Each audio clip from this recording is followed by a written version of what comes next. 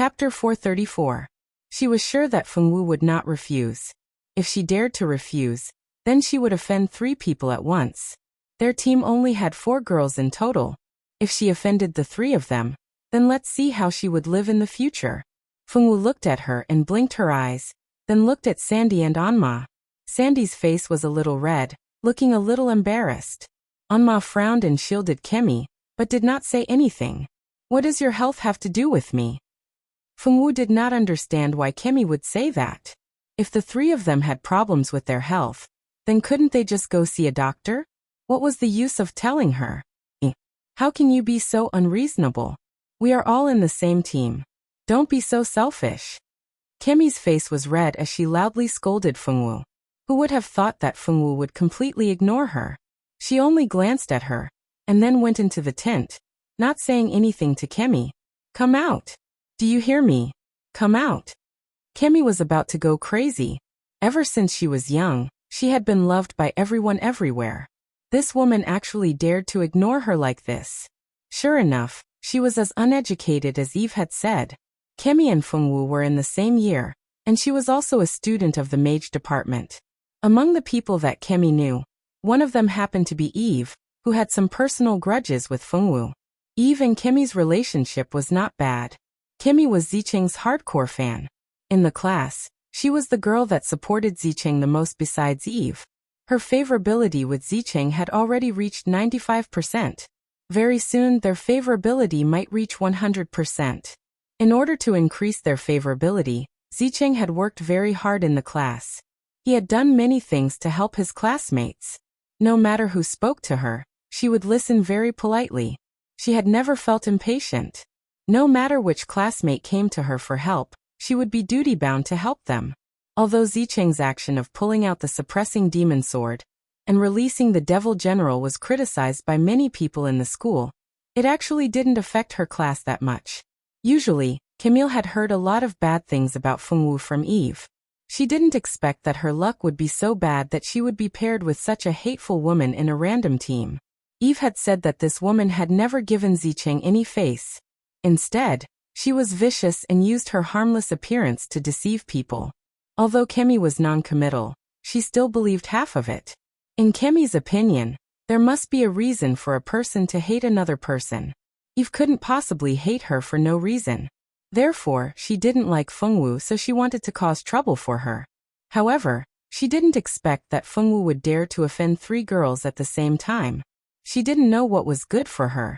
Outside the tent, Camille's shouts could be heard distinctly in the stillness of the wood. Enough, Junior Camille. If you still want to shout, then leave this place and go somewhere else to shout. Don't bring harm to all of us. Anma said in displeasure. Ober frowned as he looked at Camille. This Camille really knew how to cause trouble. He was somewhat worried that Camille's self-righteous personality would cause some trouble in the future. Camille didn't know that she had already been targeted by Captain Ober. She had become the focus of attention, so he was afraid that she would be a burden. After being shouted at by Anma, Camille finally became well-behaved and didn't dare to speak again. Fengwu slept soundly and sweetly in the tent. She didn't care about the noise outside at all. The night passed just like that. The next morning, the clear sound of birds could be heard in the forest. The first rays of sunlight shone through the leaves onto the faces of Ober and the others. This night, they didn't sleep deeply. Although they were sitting by the fire, the weather was still a bit cold. The boys were fine, but the girls couldn't stand the cold at night. Several girls huddled together for warmth. Camille suggested that they all go into Fengwu's tent to sleep together. However, no one agreed. Shandy was too embarrassed to snatch her junior's tent. As for Anma, as a genius of the 4th-year pharmacist department, she disdained to do such a thing. Therefore, the matter of snatching the tent had become a one-man show for Kemi. After putting away the tent and eating breakfast, Fengwu followed behind everyone in high spirits and began their new journey. Other than Fengwu, most of the others weren't in good spirits. Because of the change in weather last night, no one slept much. In addition, sleeping in this kind of forest made them feel insecure. Therefore, other than Fengwu, no one else really fell asleep. Today, as Fengwu walked, she would climb up some fruit trees to pick fruits when she passed by them. When she saw some edible wild vegetables, she would also pick them and put them in her space. Of course, Fengwu didn't know if these things were edible or not. However, she could hear some sounds from the other plants. From the other plants, she could tell which ones were edible and which weren't. Seeing Fengwu pick wild fruits along the way, everyone was curious. Finally, Anma couldn't help but ask, "Junior Fengwu, aren't you afraid that these fruits are poisonous? You dare to pick them so casually?" Anma was a genius pharmacist in the 4th year. She was confident that she knew these plants the best among everyone. Because of their profession, no one else knew more about these plants than her.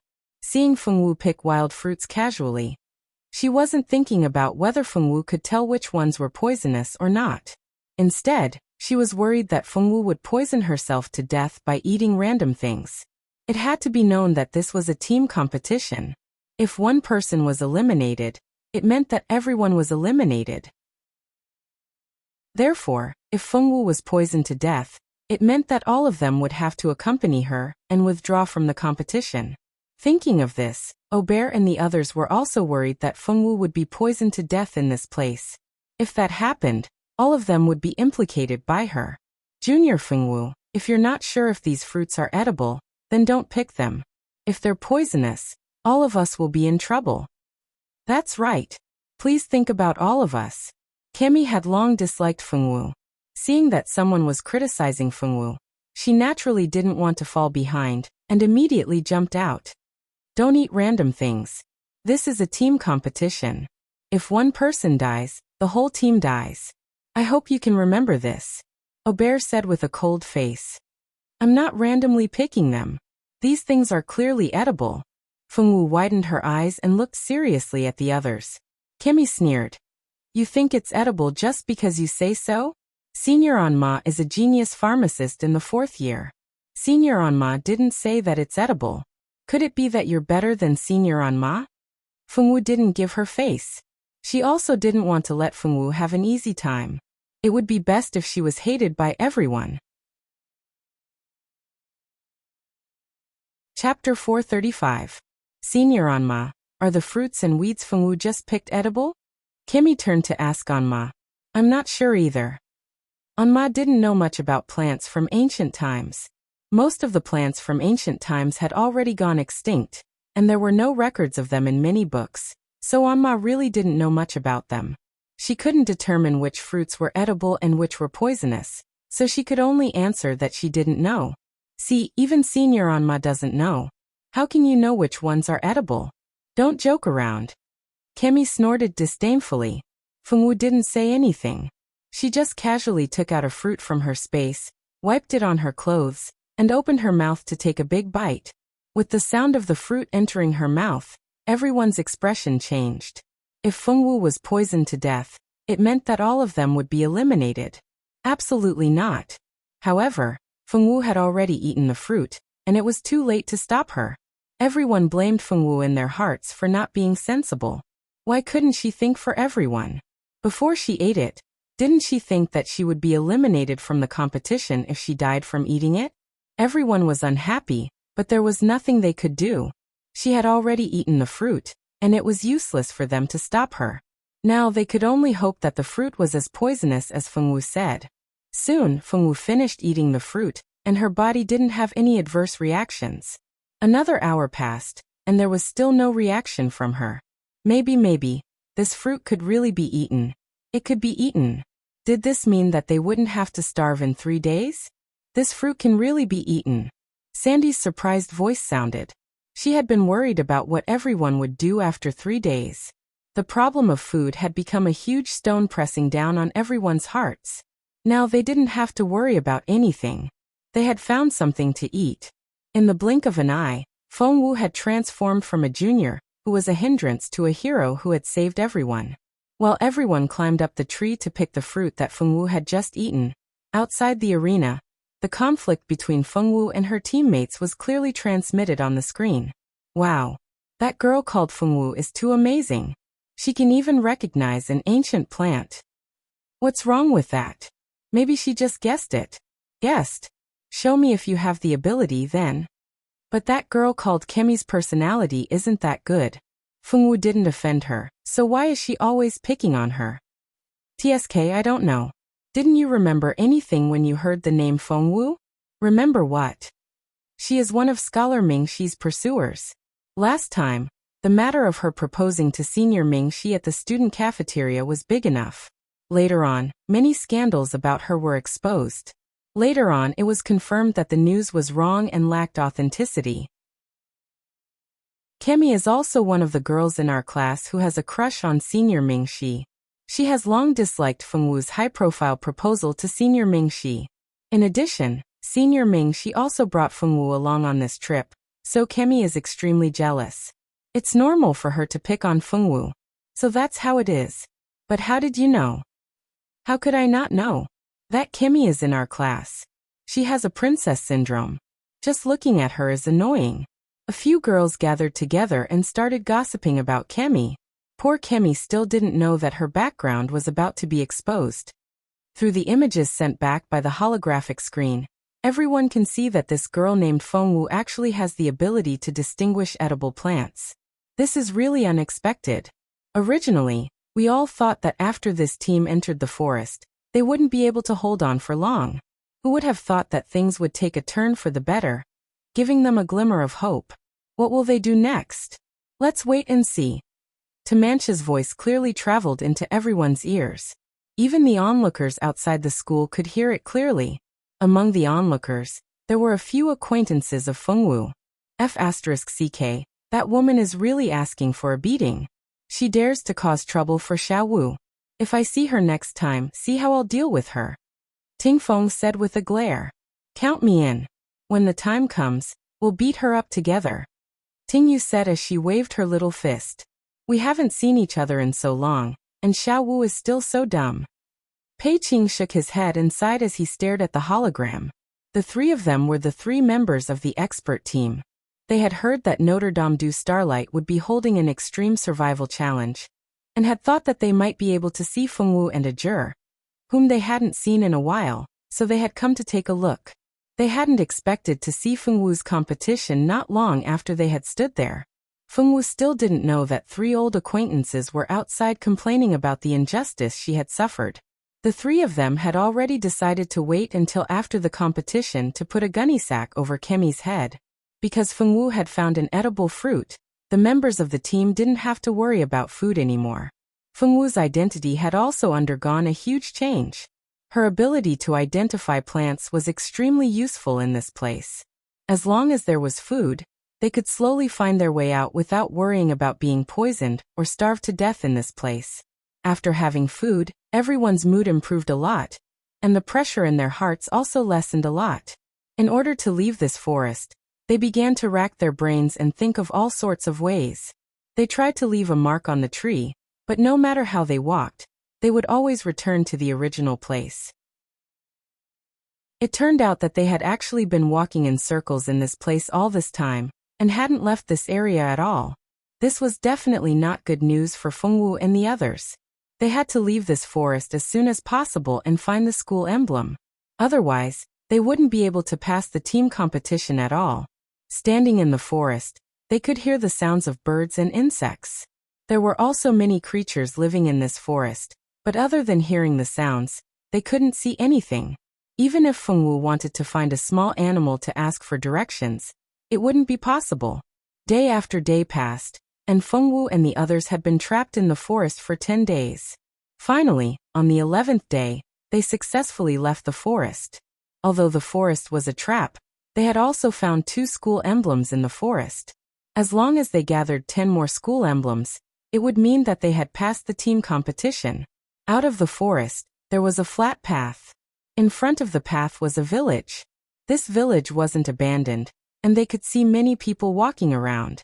Great, there are people in front, Kemi said excitedly. Chapter 436. They had been munching on wild fruits and vegetables for the past few days. Fengwu's water-purifying equipment and iron pot had come in handy. They were even able to eat wild vegetable soup in the woods. If it weren't for the soup, eating wild fruits every day would have made them puke. Now that they had finally seen some signs of human habitation, They could finally go to the village to get some food and a good rest. It would be perfect if they could find the school emblem in the village. With this thought in mind, the group walked briskly toward the village. Currently, everyone was filled with joy. Even though they were on high alert, they were more eager to reach the village as soon as possible so they could have a good meal and have a good rest. They had been living in the woods for 10 days, yet they had not had a good night's sleep. Finding a place where they could have a good rest was simply too tempting for them. As they approached the village, they could clearly see the people moving around inside. This place. Fengwu frowned slightly. A strong aura of resentment appeared in front of Fengwu. Fengwu did not notice it when she was quite a distance away, but when she got closer, she realized there was a strong aura of resentment in the village. Among the resentment, there was fear, despair, and other emotions. Fengwu had no idea what was going on, but the strong aura of resentment was telling Fengwu that the village was extremely dangerous. It was definitely not a good place. After analyzing the possible danger of the village, Fengwu quickly took a step forward and blocked the path of the others. "What are you doing?" Kemi glared at Fengwu, who had suddenly blocked her path. She could not wait to enter the village to rest. She did not want to waste any time with Fengwu here. "The village is very dangerous, you can't go in," Fengwu said. "Hehe, it's dangerous just because you say so. I insist on going in. What can you do about it?" Kemi waved Fengwu's hand away and strode forward. "What's going on?" As the captain, Ober was quite rational. After spending so many days together, he believed that Fengwu wasn't someone who would talk nonsense. If she said that there was danger ahead, then it was very likely that there was some danger in the village that no one had discovered yet. "There's a strong aura of resentment in the village ahead. Although I don't know what's going on, it's very dangerous," Fengwu answered seriously. Resentment. Ober didn't expect this to be the danger Fengwu was talking about. But could she see resentment? Weren't necromancers the only ones who could see these things? How did Fengwu see it? If she had the talent to become a necromancer, why would she enter the swordmaster department? In people's minds, becoming a magician was much more amazing than becoming a swordmaster. Ah, a monster. Just as Ober was about to ask a few more questions, a scream came from not far away. The one who screamed was Kemi. No one noticed that while Ober and Fengwu were talking, she had already run into the village. She had only been in the village for less than a minute, but she had already let out such a miserable scream. Not good. Everyone was shocked. Their bodies reacted faster than their brains, and they had already rushed out of the village. Although everyone already believed Fengwu's words about the village being dangerous, because Kemi was trapped in the village, they had no choice but to go in and save her. It was all because of these damned rules. If they couldn't save her, then they wouldn't be able to continue the competition. When everyone rushed into the village, they saw that the villagers in their eyes had turned into terrifying monsters. These monsters didn't look like humans because they had fangs in their mouths, and their eyes were as red as blood. Their skin was so dry that there wasn't any moisture in it, and their bodies were as stiff as zombies. Their movements didn't seem very agile. If Zicheng and Irene were standing here, they would definitely scream in their hearts, "Zombies!" That's right, these things were actually zombies. Back then, Longza Gamer had specially designed zombies, which were popular in the 21st century, to be a type of dungeon monster in the virtual realm. The main storyline of this competition was related to zombies. It was just that they didn't know about it yet. "What is this thing?" Emma cried out in surprise. "No matter what it is, take Kemi away first." As Ober spoke, he had already pulled out the long sword in his hand. He slashed at the zombie that was chasing Kemi. What happened next surprised Ober. He didn't expect the zombie's body to be so tough. He was full of confidence that he could finish off the monster with one slash, but he didn't expect that the zombie's body would be as weak as a rock. Although the zombie's body was injured by his slash, the zombie chasing Kemi didn't seem to feel anything and continued to attack Ober. Ober's strength had been completely sealed, so he could only rely on his own strength and his memory of sword moves. Without the support of combat energy, the power of these sword moves was reduced to less than 10%. Ober used his sword to fight with the zombie for a long time. Finally, before the zombies in the village surrounded them, he rescued Kemi. Although Kemi was scratched, She was lucky enough to survive. They retreated a few dozen meters away from the village before stopping. When they found that the monsters in the village couldn't chase them out, everyone was completely relieved. They ran to a river some distance away from the village to rest, but found that the river water had turned black. The color was like ink. Let's take a break. It looks like they can't get out of the village. And Ma looked back. In everyone's eyes, the village was now like a monster. What the hell are those things? They can't be killed by swords. Their skin is really thick. Charon breathed a sigh of relief, but he was also very puzzled. That's right. Those things are too scary. If we hadn't run faster than them, we wouldn't have been able to escape. Megan was also rejoicing in his heart. Don't talk about it anymore. Come and take a look at Kemi. Why do I feel like something is wrong with her? Sandy's anxious voice sounded. What's wrong? And Ma, as the only talented girl in the pharmacist department, immediately went forward to inquire after hearing Sandy's voice. Senior and Ma, come and take a look. Kemi doesn't seem to be well. She's been having a fever since the beginning. We don't have any medicine on us. What should we do? Sandy said anxiously. What's a fever? If she didn't rush into the village so recklessly, we wouldn't have all died in there. Charon glanced at Kemi, whose face was red from the fever. Because of Kemi, his team almost couldn't pass the team competition. It would be strange if he had anything good to say. Chapter 437. You're dragging us down. Even Bob was too lazy to look at Kemi. This time, because of Kemi's carelessness, she had almost harmed the entire team. The boys could no longer give her any face. There were 4 girls in the team. Anma was a pharmacist and could still be of some use to the team. Although Sandy didn't have any special skills, she was sensible and would do whatever she was told to do. She never threw a tantrum or threw a tantrum. Fengwu had the ability to understand the language of beasts and could identify ancient plants. Moreover, she was a member of the Sword Master Department, so she could be considered as a fighting force. Among the 4 girls, although Fengwu was a second-year student, she was the most useful one.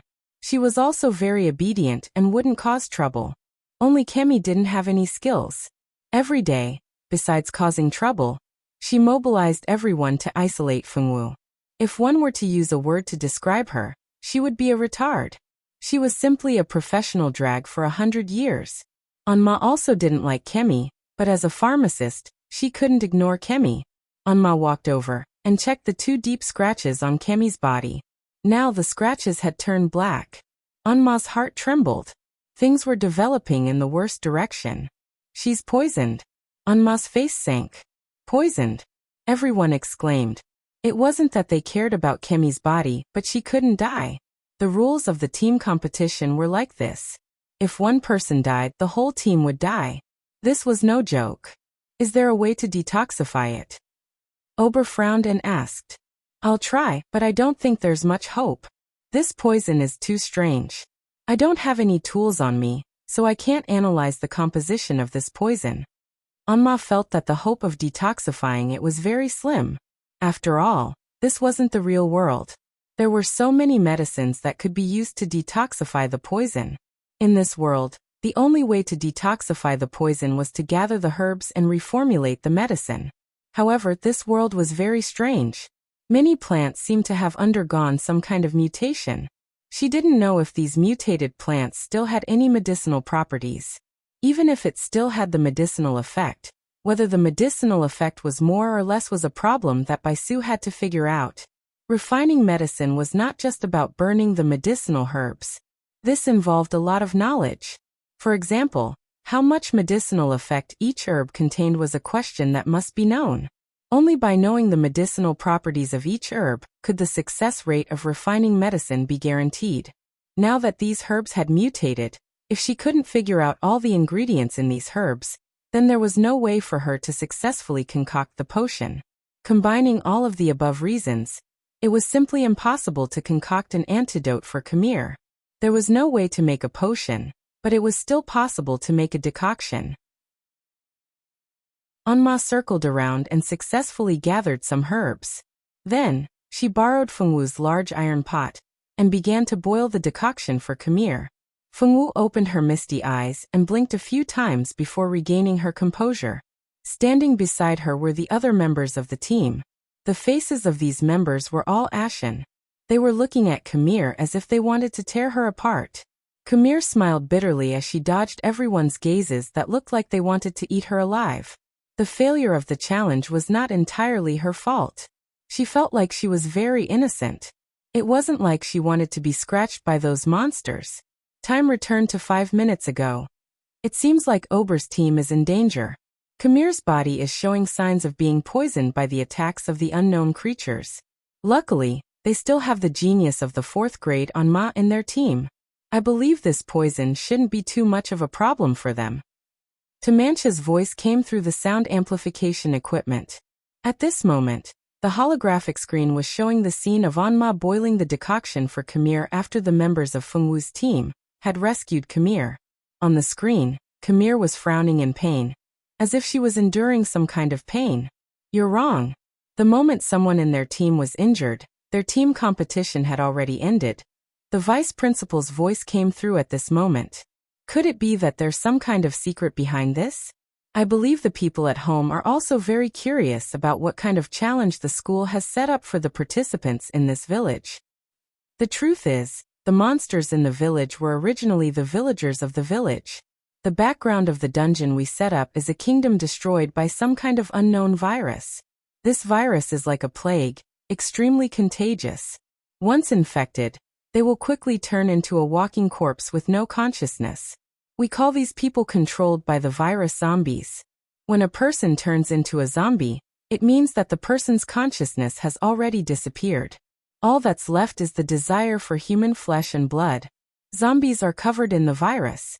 Once their flesh is scratched by a zombie, they will immediately be infected by the zombie virus. Gradually, the person who is scratched will also turn into a zombie. The antidote for the zombie virus does not exist in that world. Therefore, when Camille was scratched, Ober's team was already disqualified. The vice principal explained the background of the dungeon. Everyone finally realized that there was such a sinister trap waiting for the participants. Those who did not participate in the competition were all glad that they did not participate. Otherwise, if they were scratched by those monsters and turned into those monsters, they would die a disgusting death. Sure enough, not long after the vice principal finished speaking, a clear scream came through the screen. It turned out that Sandy, who was the closest to Camille and had been taking care of her, had her neck bitten by Camille, who had suddenly turned into a zombie. Sandy only had time to scream once before she was completely dead. At this moment, a voice suddenly came from above Ober's team. Since 2 members of your team have died, this challenge is declared a failure. Not long after this voice came out, Fengwu and the others were all teleported out. Failed, they actually failed. Ober's team members could not believe it. In the blink of an eye, their competition was already over. Ober and the others were all aiming for the quota of Star Hall. Losing the challenge meant losing the quota, which was a huge blow to Ober and the others. Camille did not dare to look back at everyone's eyes. She hurriedly left the virtual world. Although everyone was unwilling, they could not go to the school to kill her. They could only remember Camille in their hearts. This was especially true for Sandy, who had been bitten to death by Kemi. She hated Kemi the most. Sandy couldn't let go of the terrifying memory of being bitten to death for a long time. That memory was simply too terrifying. And the person who brought her such a terrifying memory was Kemi. How could Sandy forgive her? Chapter 438. This was especially true for Sandy, who had been bitten to death by Kemi. She hated Kemi the most, and the terrifying memory of being bitten to death made Sandy unable to let go of it for a long time. That memory was simply too terrifying, and the person who brought her such a terrifying memory was Kemi. How could Sandy forgive her?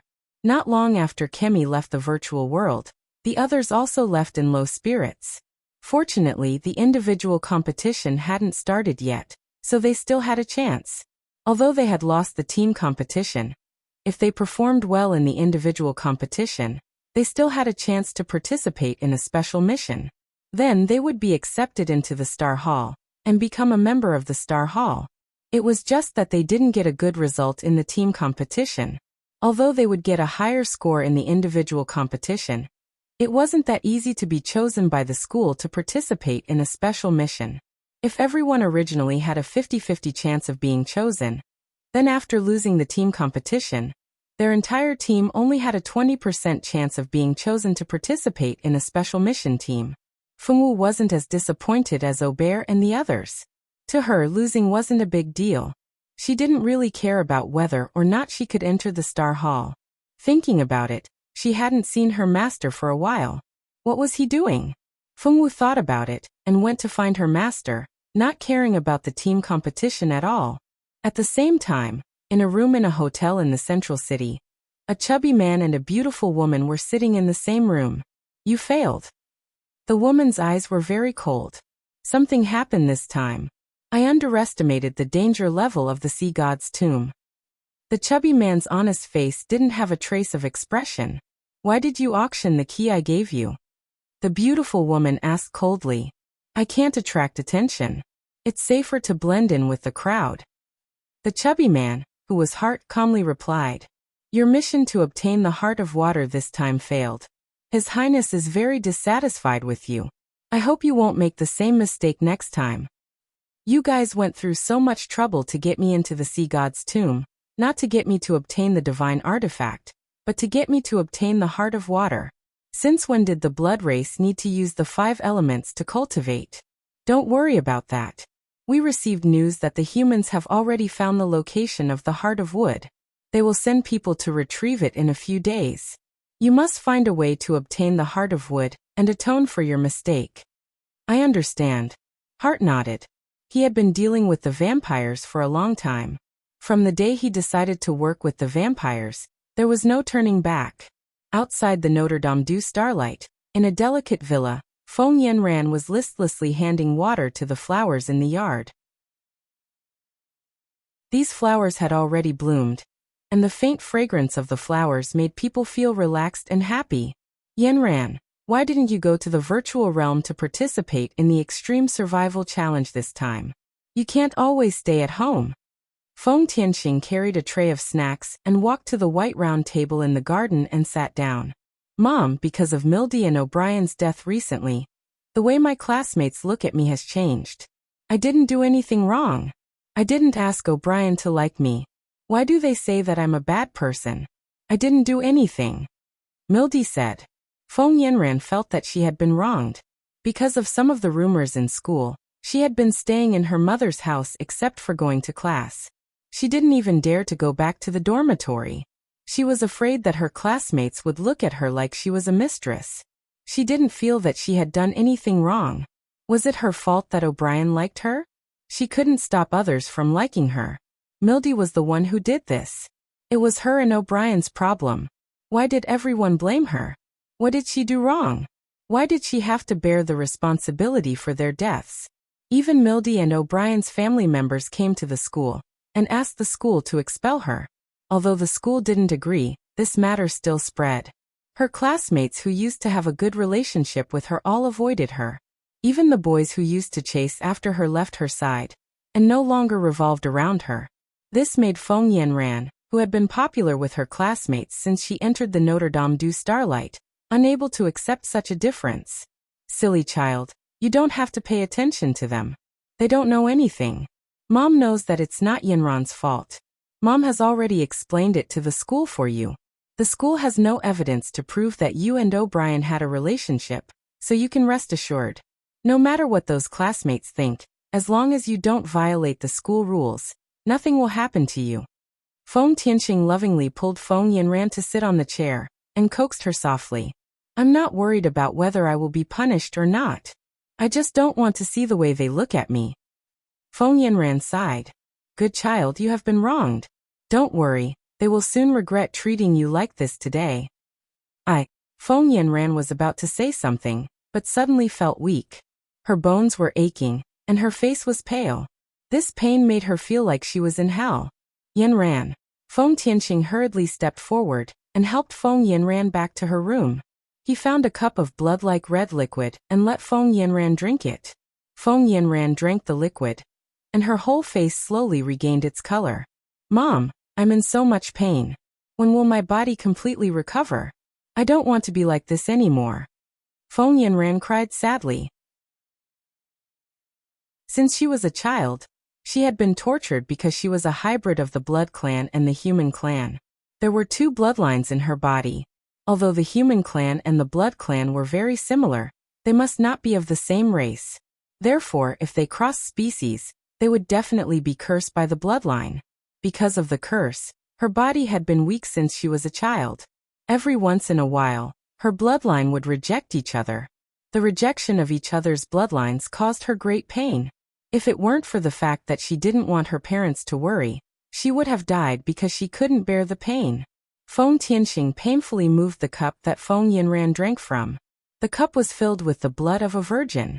Feng Yanran had to drink the blood of a virgin to ease the pain, because of the rejection of each other's bloodlines since she was a child. As she grew older, Feng Yanran's pain became more and more intense, and the time she drank the blood became more and more frequent. Under the field where Feng Tianxing lived, there were several virgins who were used to provide blood for Feng Yanran. These women were all rural women. In order not to attract attention, she specially found a few women with ordinary family backgrounds and were not valued at home. Because these women were not valued by their families, even if they were lost, it would not attract attention. Chapter 439. Feng Tianxing was a very intelligent woman. Otherwise, she wouldn't have been able to get along with Feng Yanran's father for so many years without being discovered by the people of the ancient eastern country. These women were raised by her to relieve the pain of Feng Yanran's bloodline rejection. Because there were virgins for her to take blood every time the illness flared up, no one discovered that Feng Yanran was different, and only thought that she was in poor health. Silly child, you just need to endure a little longer. Our Feng family has the strongest bloodline of swordmasters. As long as you absorb the blood of the Feng family's experts, you will definitely be fine. Feng Tianxing touched Feng Yanran's hair, her eyes full of love. Mother, do you want me to absorb grandfather's blood? This won't do. Grandfather is so good to me, I can't do this. Feng Yanran was shocked. She had never thought of absorbing her grandfather's blood. Grandfather had always treated her better than anyone else. Feng Yanran instinctively rejected absorbing Feng Wuliu's blood. You child, your grandfather has always loved us mother and daughter the most. If your grandfather knew that sacrificing himself could save his precious granddaughter, he would definitely be willing to sacrifice himself for us mother and daughter. Feng Tianxing didn't doubt Feng Wuliu's love for her. Feng Wuliu's love for her was completely incomparable to her sister, Feng Tianjiao.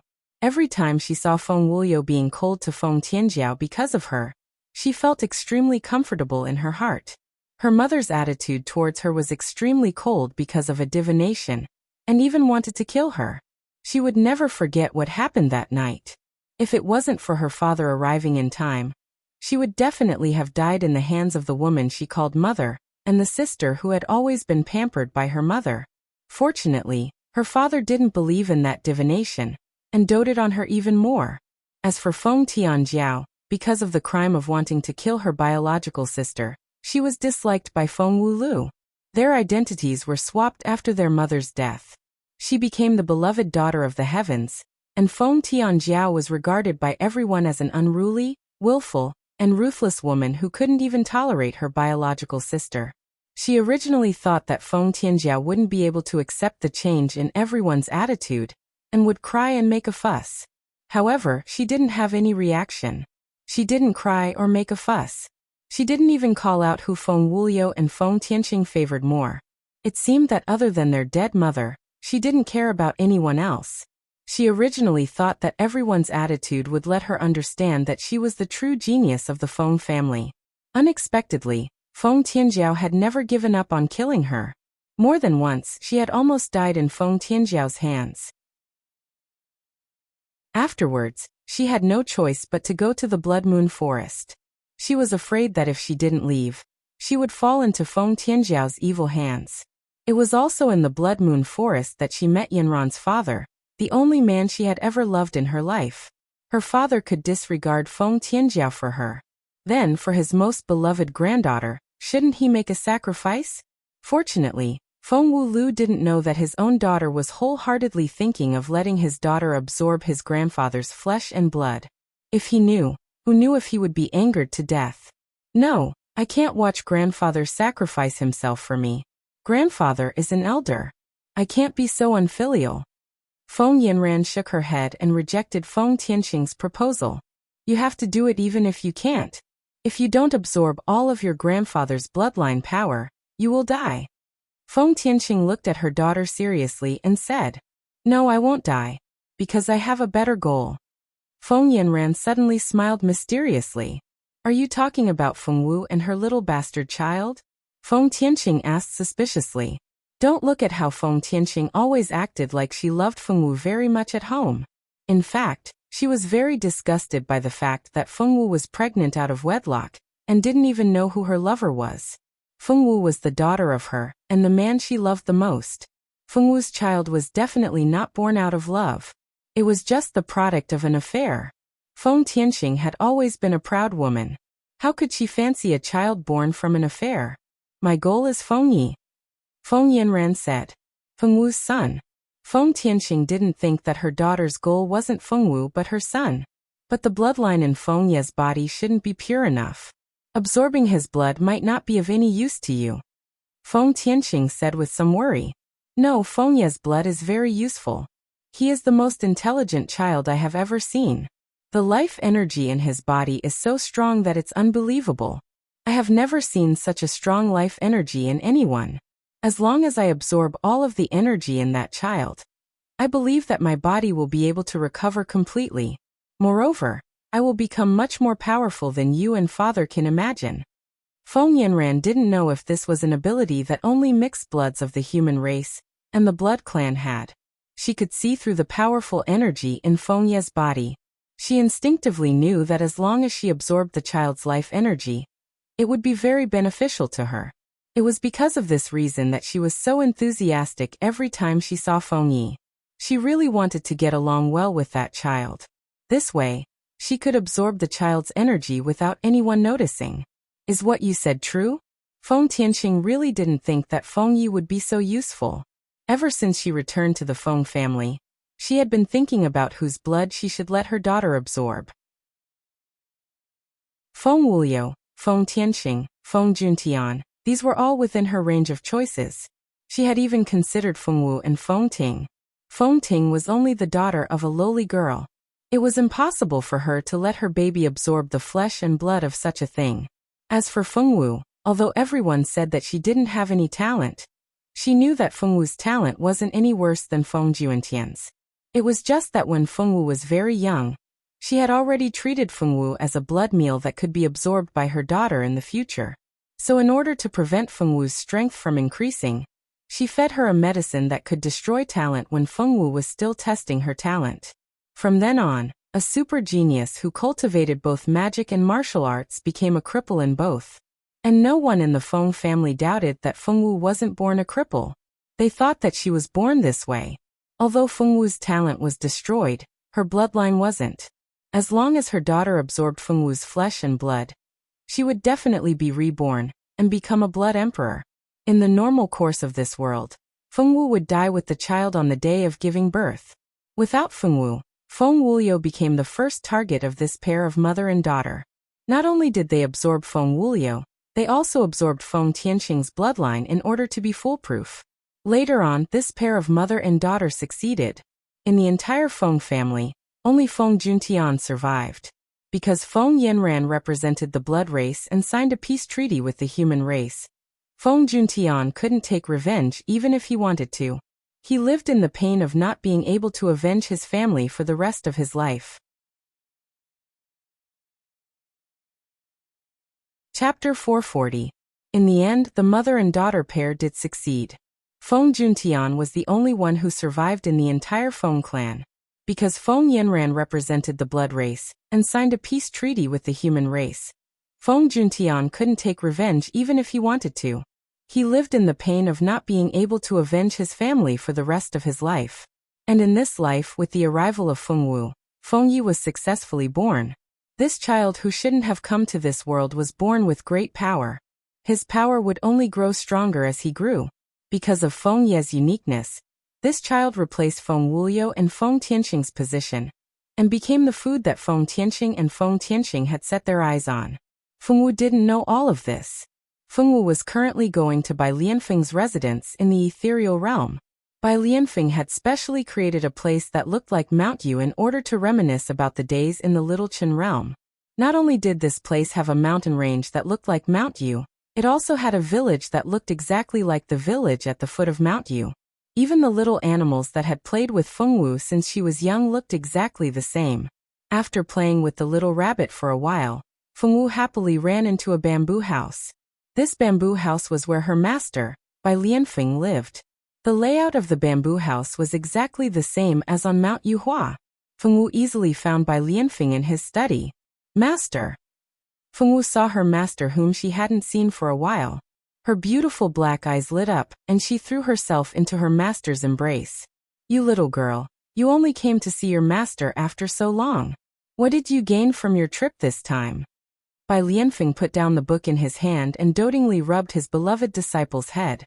Feng Wu told her master everything from the time she went out to sea to when she left the sea god's tomb. Bai Lianfeng only listened quietly and didn't interrupt. After Feng Wu finished, he said, "Stay away from that Zicheng in the future. That girl's thoughts are too heavy. She's not suitable to be friends with you." Okay. Feng Wu agreed without thinking. In any case, she and Zicheng weren't friends. They were just classmates. Bai Lianfeng nodded his head in satisfaction. Sure enough, his precious little disciple was the cutest. You can try your best in this extreme survival challenge. The special mission this time is a bit special. If you don't go with them, I'm afraid it won't be easy for them to complete this mission. Bai Lianfeng continued. Okay, I'll try my best. Feng Wu's voice came from Bai Lianfeng's chest. Her voice sounded very serious. So obedient. Bai Lianfeng was not stingy in praising her beloved disciple. Being praised by his master, he was happy. Feng Wu grinned from ear to ear. She also told Father Yu about the things she had gained along the way. Among them, there were actually a few materials that he needed to rebuild his physical body. Thus, her master praised her as a reward, which made the Feng Wu girl's mood soar. She was determined to find more things for her master, so that he could praise her more often. When she returned to the dormitory at night, there wasn't a single person there. Feng Wu went to see Feng Wu. Little White was taking good care of Feng Ye. Now even Bao Bao liked being by Little Bun's side. He was no longer so clingy to Feng Wu. Ever since Bao Bao saw Feng Ye, he had been circling around Feng Ye for some reason. Feng Ye liked Bao Bao a lot. The man and beast played together every day. She asked Little White to make a delicious meal and enjoyed it very much. After dinner, she went back to the virtual realm. At this time, the team competition hadn't ended yet. However, there were more than 10 teams that survived. More than half of the students in the school had been eliminated. At this time, the vice president was still sitting on the stage. Beside him was still Ta Mansha. As you can see, a month has passed since the start of the competition. In this month, 80% of the teams have been eliminated for one reason or another. Now there are only 11 teams left on the field. Each of these 11 teams is extremely strong. Which team will win in the end? Let's ask the vice president for his opinion. Ta Mansha turned to the vice president. The vice president coughed softly and began to speak. The 11 teams are very strong. Each team has a few strong experts. It's hard to tell who will win in the end. The vice president fondled his long white beard and said with a smile, "Who wants to hear that from you?" Ta Mansha slowly pressed the cross on her forehead.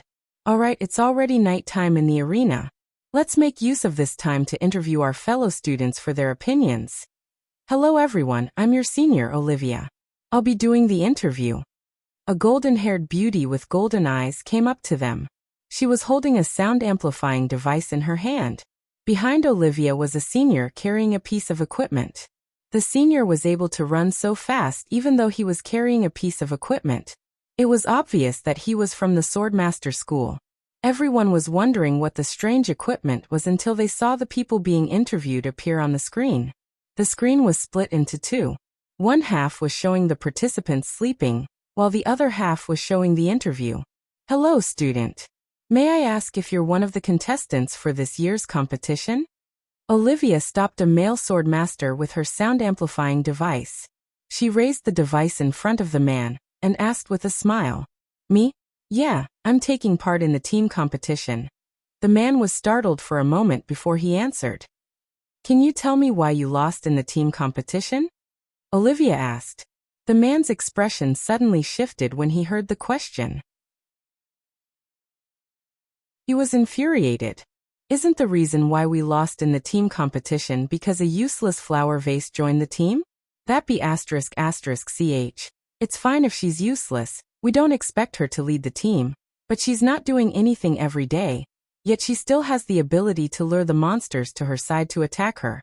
I wonder if that woman killed the entire family of those monsters in her past life. Those monsters kept chasing after her, and they couldn't stop once they saw her. Our whole team is being dragged down by that ***ch. If I see her again, I'll beat her up so badly that even her mother won't recognize her. The man cursed the woman on the screen for 10 minutes before he finally stopped. Olivia did not dare to ask any other questions. She quickly ended the interview and left with the man with the anti-magic equipment. Olivia then interviewed a few participants who had lost in the team competition. Every one of them was cursing the black sheep of their team. They were extremely disgusted by the black sheep of their team. It wasn't easy to interview someone who didn't scold her, but that person's expression changed and he ran away. Oliver still didn't understand what was going on. It wasn't until someone beside her saw and reminded her that she realized that the man she interviewed was the black sheep himself. No wonder he ran away so quickly. Chapter 441. Next, Oliver interviewed a few contestants who had lost in the group competition. These contestants were all cursing the black sheep in their teams, and they hated those black sheep. It wasn't easy to interview someone who didn't scold her, but that person's expression changed and he ran away. Oliver still didn't understand what was going on. It wasn't until someone beside her saw and reminded her that she realized that the man she interviewed was the black sheep himself. No wonder he ran away so quickly. Oliver's interview wasn't that smooth. Every contestant had a lot of complaints to vent, but she wasn't here to listen to these people's complaints. Later, she had no choice but to find a few girls to interview. Fengwu stood in the square, looking at the scene of the competition on the holographic screen. The 11 teams in the arena were all in different positions, so they didn't meet. Most of the teams that were eliminated because they didn't understand the creatures called zombies. The 11 teams that were lucky enough to survive until now were only able to survive because they possessed extraordinary strength and were more cautious than the other teams. However, this competition wasn't just that difficult. Now that the dungeon had been upgraded, the zombies in the dungeon had been upgraded from rank 1 zombies to rank 2 zombies. This change caused some teams that had underestimated the strength of the zombies to be eliminated. A white light flashed, and 3 teams that were still in the arena were eliminated. These 3 teams were all strong, and it wasn't easy for them to survive until now. It was a pity that they were eliminated at the last moment. These teams had already collected about 10 school emblems. If they were given a little more time, they would definitely be able to complete the collection of school emblems and pass the competition. Unfortunately, a competition was a competition, and failure was failure. There were no ifs. Mingxi realized that the longer they stayed in the arena, the more difficult it would become. Mingxi wasn't the only one who realized this. Some of the teams that were still alive also realized this phenomenon. Such a change would make it more difficult for them to win the competition. The competition was still going on. The Mingxi team had already found 8 school emblems. The further they went, the harder it was to find the emblems. They only needed 2 more emblems to complete the competition, but these last 2 emblems were the hardest to find. Mingxi's test was still to come. Fengwu ran out of the school and went to the streets to look for food. Notre Dame du Starlight screen was still broadcasting the contestants' progress. A crowd had gathered outside the school to watch the show. After all, this was the Mirage, so the school did not stop these people from watching. As long as they did not disturb the competition, it was not a big deal. Fengwu bought a bowl of sour plum soup when she left school. She didn't expect to meet 3 acquaintances. Xiaowu. Tingyu waved her little hands excitedly as she rushed towards Fengwu and sat down beside Fengwu. Tingfeng and Pei Qing followed behind Tingyu and walked towards Fengwu happily. Boss, a bowl of sour plum soup for OL-san. Tingyu shouted loudly as she slammed the table. Coming. The boss looked up and replied slowly. He got up and went to get the soup. TSK, shouting so loudly. I thought she would order something good. Turns out it's a cheap drink like sour plum soup. The nearby customers muttered softly.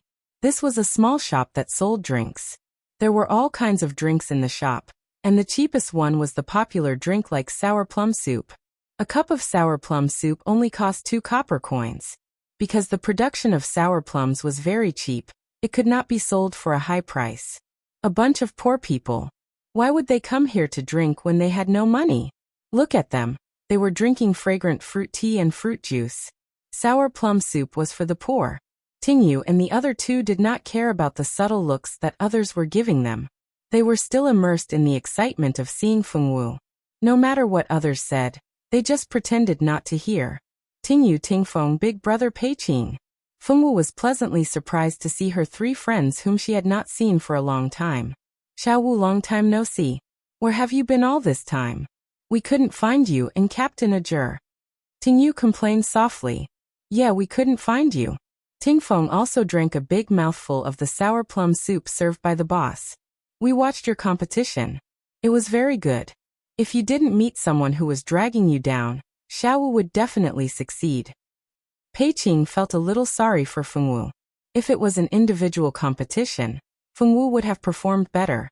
Unfortunately, it was a team competition, which was very disadvantageous for Fengwu. Fengwu answered Tingyu's question and told her about their trip to the sea. She also told Pei Qing and the others about Death Island, Sea God's Tomb, and Bewitching Wind Island. Pei Qing and the others never dreamed that Fengwu would experience so many things after not seeing her for a while. Every incident she encountered sounded extremely dangerous, but she managed to overcome them all. If they were the ones who encountered her, they would not be confident that they could survive. Pei Qing and the others were shocked by Fengwu's experiences. They felt that the missions they had accepted recently were not dangerous at all compared to what Fengwu had encountered. Pei Qing also told Fengwu about the missions they accepted and the interesting things they encountered during the missions. Pei Qing and the others' lives were also very exciting. They looked for pets, caught adulterers, and eliminated bandits. As long as they could earn money, they would do these missions. Of course, Pei Qing and the others accepted the missions according to their abilities. They would never challenge any difficult missions. The 3 of them were people who cherished their lives. By the way, Xiaowu, we accepted a new mission. Are you interested in doing it with us? This mission was issued by an old lady. That old lady suspects that her daughter-in-law is not human, so she wants to ask adventurers to help her find out the truth. Xiaowu, do you want to come with us? Tingyu held Fengwu's hand and asked cutely. Do a mission? Fengwu blinked. The individual competition would start in 10 days, so she could go. She nodded and agreed. Pei Qing and the others cheered and agreed to meet at the school gate tomorrow morning.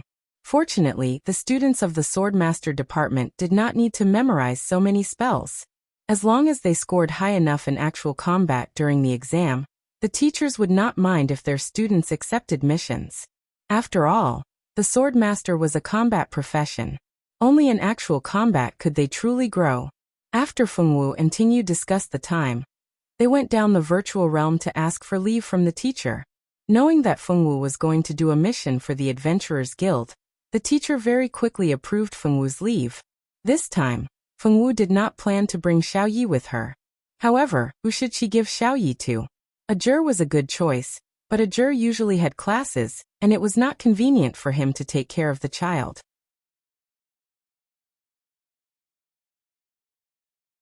Chapter 442. When Fengwu was considering whether to let Tian Yu take care of the child for a period of time, the vice president received the news and appeared. He very actively expressed that he wanted to help Fengwu take care of the child. Xiaoyi was also familiar with the vice president, because he was very active every time he took care of the child. Fengwu also did not object to letting the kind old man take care of Xiaoyi. Xiaoyi had a place to go, and it was one of the two strongest people in the school. Fengwu could rest assured about Xiaoyi's safety. The next day, she put Xiaoyi in the vice president's arms. She took the baby Rui beast and waved to Xiaoyi and left the school. Ajur also wanted to go, but for some reason, he could not leave the school. This made Ajur depressed and could only watch Fengwu and the three unreliable animals leave together. Fengwu's departure attracted some people's attention, but most people's attention was on the extreme survival challenge. Although Feng Yanran and her daughter had their eyes on Xiaoyi, now that Xiaoyi was in the vice president's hands, it was impossible for them to do anything. The vice president was the strongest person in the school besides the president. Although no one had seen him fight, no one dared to touch the tiger's whiskers. Since Xiaoyi was handed over to the vice president, everyone found that the vice president would bring a little bun with him every time he commentated. This little bun was very cute. His delicate and cute little face was so cute that it could kill a lot of women. Do you think this child is the vice president's grandson? No way. I've never heard of the vice president having children. Then it's his son. That's even more impossible. The vice president is so old, how can he have a son? Then who is this child? Maybe it's the vice president's friend's child. There were different opinions about Xiaoye's identity in the school. Only a few people recognized that this child was Fengwu's legendary illegitimate child. Could it be that this child was actually the vice president and Fengwu's illegitimate child? No, this idea was too dirty. If the vice president knew, he would definitely kill them. He definitely would. Could it be that this child? The vice principal saw that this child's bones were extraordinary, so he wanted to raise him up and pass on his mantle? This guess was accepted by many people, although they really couldn't see what kind of talent this little bun had to be able to catch the eye of the vice principal, who had seen countless geniuses. Regarding these guesses, the vice president did not say anything. Let them guess. Anyway, he had already made up his mind. He would not say anything. If they had the ability, they could go ahead and guess. Fengwu did not know what had happened at school because of Xiaoyi. They had now arrived at Count Nicholas's castle through the teleportation portal. Outside the castle, a middle-aged man who looked like a butler led them through a hidden passage to a tall tower. Madam, the adventurer who accepted the mission has arrived. The housekeeper knocked on the door and walked in, respectfully reporting to the elegant old woman in the room. Let them in. An old voice with the vicissitudes of time came from the door. Pei Qing and the others stood quietly outside the door. They waited until a maid came to lead them in, and then they followed in. Hello, esteemed old madam. Pei Qing represented everyone, and led them to greet the old madam. No need to be so polite. The old madam's voice came. Fengwu and the others looked over, only to find that the woman sitting on the sofa not far away did not look old. She looked to be in her 50s. Although there were traces of age on the old madam's face, they were not heavy. However, her old hair had turned white, and there seemed to be a hint of melancholy in her eyes. Now that you've accepted my quest, I'll explain the quest's requirements. I hope you won't disappoint me. I only listed the quest's reward at the Adventurers Guild, so that it wouldn't attract too much attention. If you can complete the quest, I'll increase the reward to 120,000 gold coins. 120,000 gold. So much. As expected of Count Nicholas's mother, she was rich. Speaking of Count Nicholas, he was a famous golden bachelor. Not only was he rich, but he also had power. He was the current castellan of Rain City. Rain City was famous because it rained for most of the 4 seasons. Because of the abundant rain, the crops here grew very quickly, and it was considered a very rich city. As the castellan, Count Nicholas was only 30 years old. Not only was he handsome, but he was also rich and had a respectable status. He was popular with many girls. However, such a popular golden bachelor had never been involved in any scandals with the people who had accepted the mission. Everyone who knew about him found it unbelievable. No matter what others thought, the Count seemed to have no interest in women. Other than dealing with the affairs of the city, he rarely came into contact with women. Until one day, Nicholas suddenly brought back a beautiful woman, and was deeply infatuated with her. The two of them got married less than a month after they met. This sudden wedding shocked many people. Pei Qing also heard about it. At that time, they were still wondering what kind of beauty could make a man who had seen countless beauties and not be moved by her eagerly marry her. They didn't expect that less than half a year after the wedding, they would receive a mission from Count Nicholas's mother, and this mission was related to her daughter-in-law. Could it be that mother-in-law and daughter-in-law were really natural enemies? Because she didn't want to be replaced by this woman in her son's heart. She wanted to find trouble with her daughter-in-law. Or was there really something wrong with the new countess? No matter which possibility it was, it didn't have much to do with the adventurers who accepted the mission. What they had to do was find a way to find out the truth and collect the money. Then, the old lady told Fengwu and the others about her suspicions about her daughter-in-law. It turned out that after his daughter-in-law married into the family, Count Nicholas had changed. He didn't like to go out and stayed in the castle with his wife all day long. He also didn't like to deal with political affairs. In the past, although Nicholas didn't love his people like his children, he was definitely a good castellan who worked seriously and responsibly. But now, he didn't deal with any affairs and left all the affairs to the deputy castellan. The deputy castellan was Nicholas's good brother who had grown up with him. The first person to notice that something was wrong with Nicholas was the deputy castellan. In addition, he was locked in the room with his wife all day long. His body was getting weaker day by day, and now he was even bedridden. Even the old lady, his mother, couldn't see her son every time she wanted to.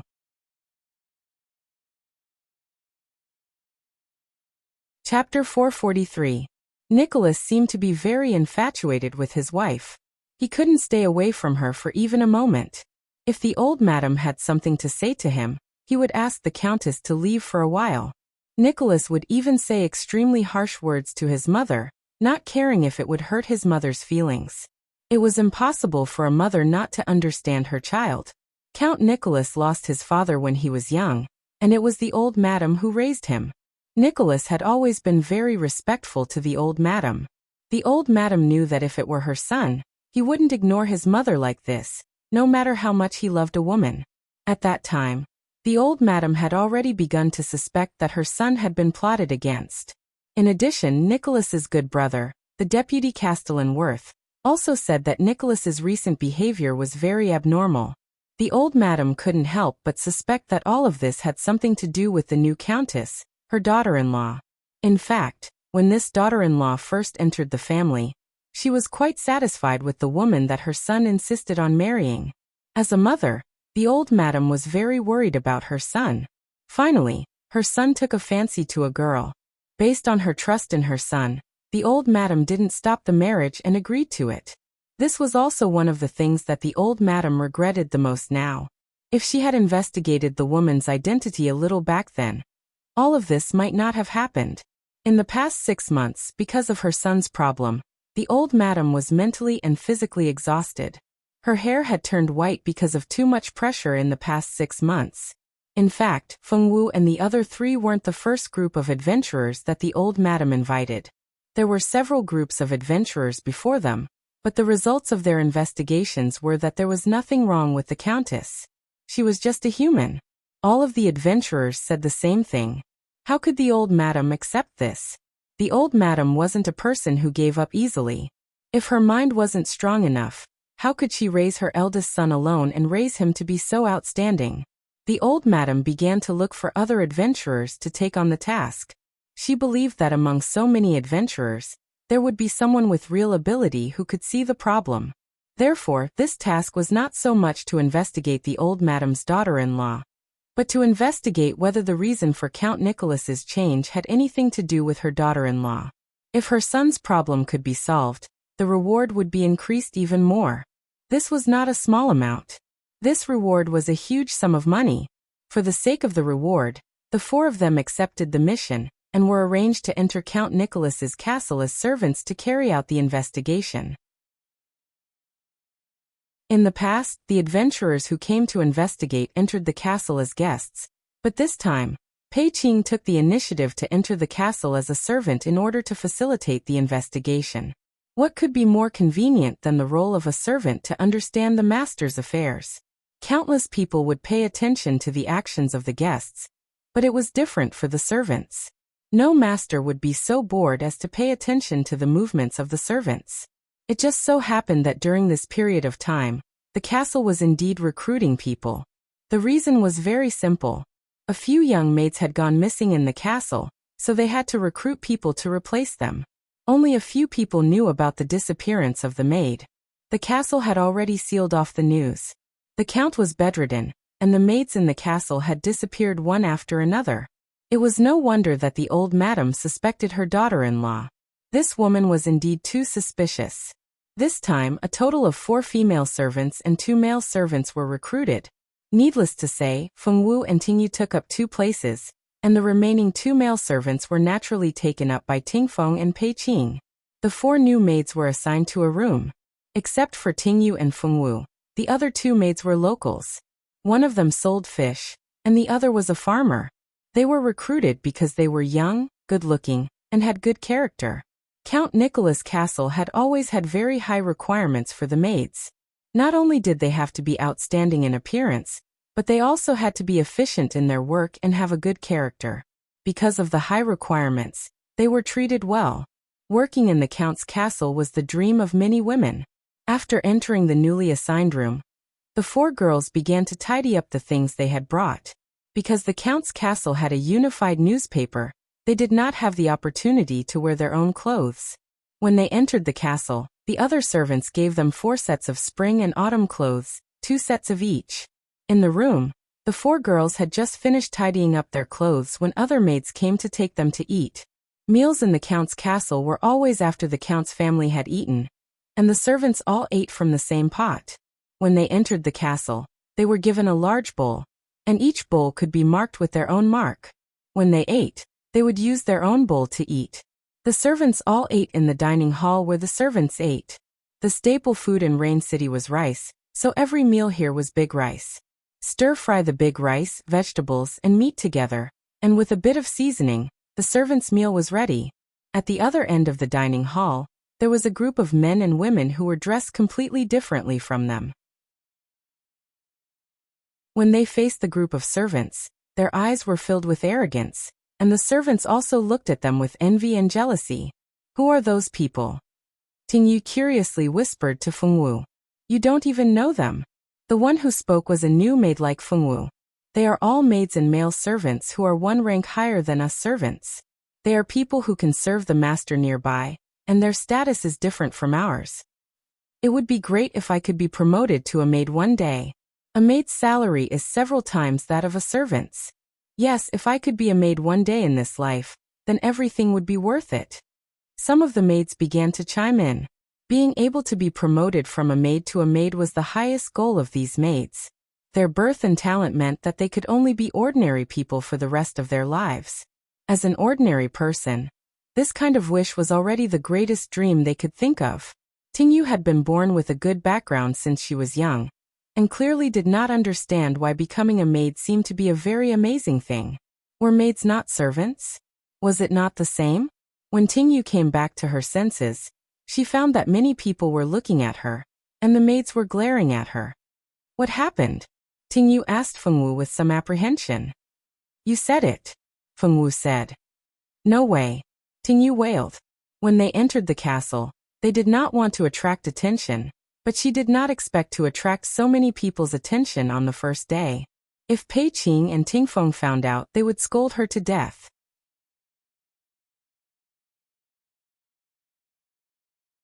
Chapter 444. Ting Yu's shameless boasting caused an uproar in the dining hall. They didn't expect that someone would dare to say such fearless words in front of these maids. Didn't she know that these maids were all 1 level higher than her? If they wanted to mess with you, they could do it with just a word.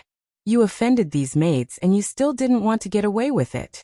Ting Yu obviously also thought of this point. She suddenly felt a headache coming on. She finally understood what it meant to bring evil upon oneself was the hardest to bear. But it seemed that she understood a little. Ting Yu thought with a face full of tears. Who is this person? She really doesn't have a brain. She even dares to offend the maids.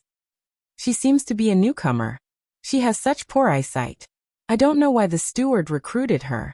The maids chose to listen to the rain and pointed at it, whispering nonstop. You don't have to lower your voice, I can hear you. Compared to these scum maids, Tingyu's hearing was not what these maids could imagine because she had been practicing since she was young. Even if they deliberately lowered their voices, Tingyu could still hear them clearly. Look who this is. So it's a lowly maid. A lowly maid will always be a lowly maid. She doesn't even know the basic etiquette. She actually dares to speak rudely to us maids. A young and beautiful maid looked at Tingyu disdainfully and said, You still dare to speak rudely? Are you a god or something? I'm sorry. This girl is a newcomer who just arrived today. For my sake, please don't be calculative with her. At this time, a woman in her 30s walked over. This woman was the steward's daughter-in-law. She was usually in charge of all the maids' work. It was not an exaggeration to say that she was the head of the maids. Tingly, it's not that we don't want to give you face. With her personality, she will cause trouble sooner or later if she stays in our Earl's mansion. It's better to let her leave early. Although the maid was a little afraid of Tingyu's identity, she didn't want to let Tingyu off so easily. I know. Don't worry, I will definitely give you an explanation. Tingyu had not been the leader of the female servants for so many years for nothing. She immediately turned around and looked at Tingyu sternly. Tingyu, you're not allowed to eat today. Chop all the firewood in the backyard, and you're not allowed to sleep until you're done. Hurry up and go. Yes, I'll go to big sister Tingyu right now. Tingyu answered quickly, turned around and ran out quickly. Alright, I've already punished her, so let's not be calculative, okay? After all, that child has just entered the Earl's residence and doesn't know anything. Give her a chance to correct herself. The woman wanted to say something, but a slender little hand reached out from the side and grabbed her hand, shaking her head at her. The woman felt someone tugging at her, and when she turned around to see who it was, she fell silent. Since big sister Tingli has already said so, of course we won't pursue the matter any further. However, that girl's temperament seems to be a little unstable. I hope big sister Tingli can keep her in check, lest she offends master in the future. Alright, I'll definitely take care of that girl later. Let's eat, let's continue eating. Big sister Tingli laughed and left.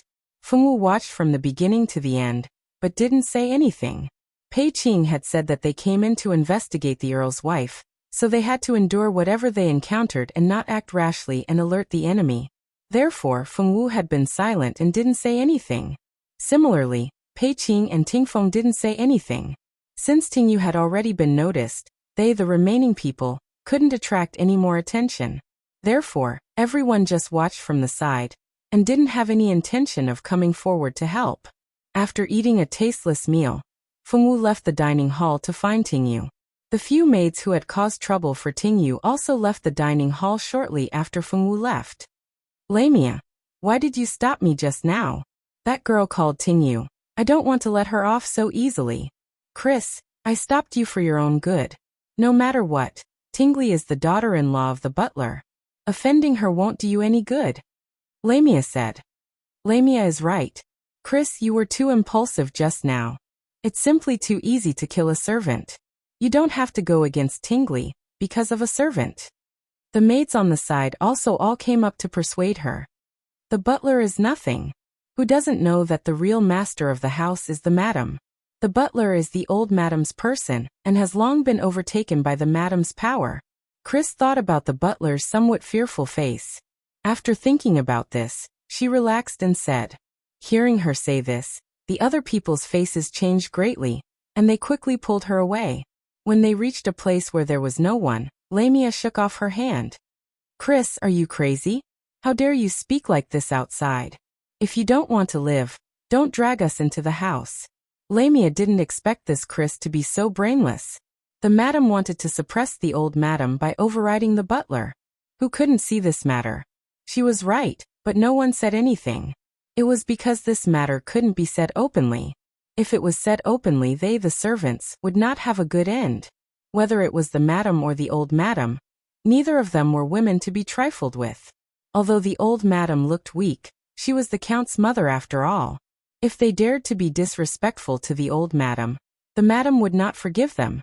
The madam would never allow any words that would harm her reputation to spread. It didn't matter if one or two of them died. No one would say a word more for their lives. In fact, that Tingyu didn't say anything wrong. Although the maids seemed to have infinite glory, as long as they took a wrong step, they would die. In the end, no matter how glorious a servant was, they were still a servant. As long as they couldn't be masters, they had to live under the whims and wrongs of others.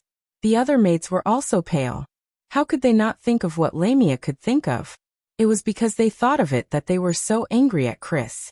Chris also knew that she had said something wrong this time, so she could only apologize dejectedly and didn't dare to speak carelessly. In the end, whether the butler stepped down or not, it was too easy to kill a little maid like her. It was all because she was too angry just now that she spoke carelessly. It was all that servant's fault. If there was a chance, she would definitely teach that servant called Tingyu a lesson. Tingyu didn't know that she had been targeted by a narrow-minded woman called Chris. She was still chopping wood in the backyard. There was a large woodshed in the backyard of the count's residence. Tingyu was chopping wood here. Tingyu had learned swordsmanship since she was a child. Her physique was excellent. If it weren't for the fact that she had to hide her identity and was afraid of being targeted, she would have already used dochi to chop the wood.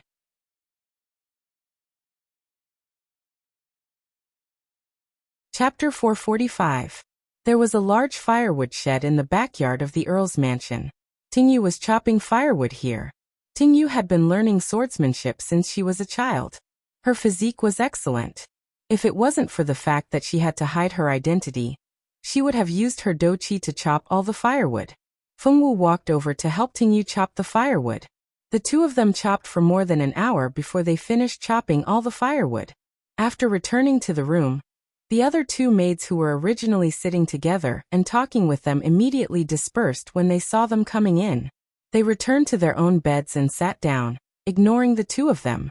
Tingyu was originally different from them. This time, she entered the Earl's mansion to complete the task and get the reward. Of course, she didn't care about how these maids looked at her. The four girls in the room were divided into two groups. Fengwu and Tingyu were in one group, and the other two girls were in another group. For Tingyu, the girl who caused trouble on the first day, the other two girls kept a respectful distance. They didn't want to get into trouble because of Tingyu. The first night passed in such a tense and awkward atmosphere. The next day, the four newcomers began to arrange their work. Fengwu was arranged to do the cleaning work. She was mainly responsible for the area on the second floor. Tingyu was arranged to help in the kitchen. She was mainly responsible for doing chores in the kitchen. She would do whatever was needed. The other two girls were arranged to do the cleaning work in the backyard. Cleaning the backyard wasn't heavy work. Every day, they just had to pay attention to scattering the fallen leaves. After the work was assigned, they all thought that Tingyu would be arranged to do heavy work. They didn't expect that there was no special arrangement. This made the other two girls in the same room a little surprised. They thought that the maids would do something to make Tingyu suffer. They didn't expect that nothing would happen. Could it be that the maids were really so generous that they didn't intend to care about Tingyu's mistakes? Obviously, they thought too highly of the maid's character. They were usually very well regarded among the servants in the Earl's mansion. How could they allow a servant to give them face? Sure enough, in the next few days, the maids took turns to look for trouble in the kitchen. Every time they came, they would ask Tingyu to do this or that, and then deliberately make trouble for Tingyu to punish Tingyu. Tingyu, who was constantly being looked for trouble, didn't have time to inquire about any information. She could only desperately suppress her temper and not let their identities be discovered. Tingyu was being watched. Only Tingfeng, Peiqing, and Fengwu could find out information about the Earl's wife. Because Peiqing was a man, it wasn't easy for them to inquire about the Earl's wife. Therefore, they mainly put the pressure on Fengwu. Fengwu was not a person who was good at socializing. Originally, they mainly put their hopes on Tingyu. They didn't expect that Tingyu would attract so much attention before they started to act. If they wanted her to inquire about information, not only would she not succeed, but she would also be noticed by people with ulterior motives. As a new maid, Fengwu couldn't work near the master's room. She could only clean some guest rooms and corridors. It had been 3 days since the three of them entered the Earl's mansion, but they didn't find anything. They didn't even see the appearance of Earl Nicholas and his wife. The couple was locked in their room all day. No one knew what they were doing in the room. They heard that the Earl's wife would occasionally come out to give some instructions, but Fengwu didn't see the legendary Earl's wife even once. Fengwu only had 10 days before she had to go back to participate in the individual competition. Her time was very tight. Therefore, Fengwu was quite diligent in investigating the Earl's wife. How did she work so hard? Let's take a look now. Scene 1. Why are you here? This is the floor where the Earl and his wife live. No one is allowed to come up without being summoned. Why are you here? A maid stopped Fengwu and said with a vigilant face. Big Sister Tingli asked me to come to the 4th floor to clean, Fengwu said with a serious face as she carried a bucket and a rag. This is the 5th floor. The 4th floor is below. The maid pointed downstairs and said angrily. Oh. Fengwu nodded and went downstairs with the bucket. The plan to sneak into the Earl's couple's room pretending to be a cleaner failed. Scene 2. The Earl's wife didn't say that he wanted to eat pastries. Who told you to bring them up without permission?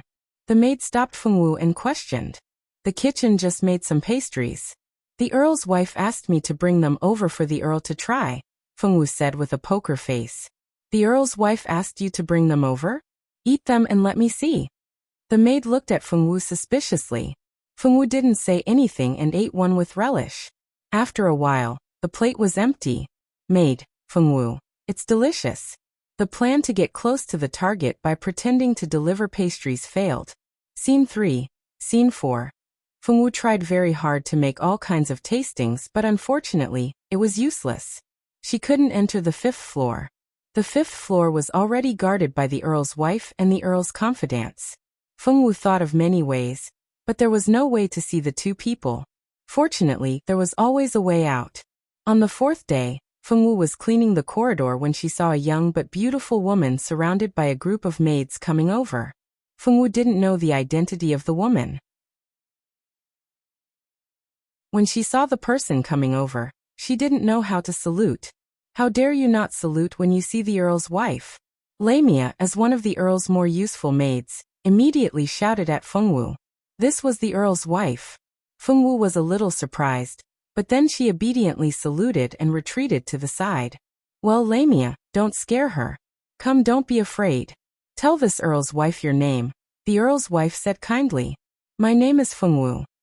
Fengwu lowered her head, making people unable to see her thoughts.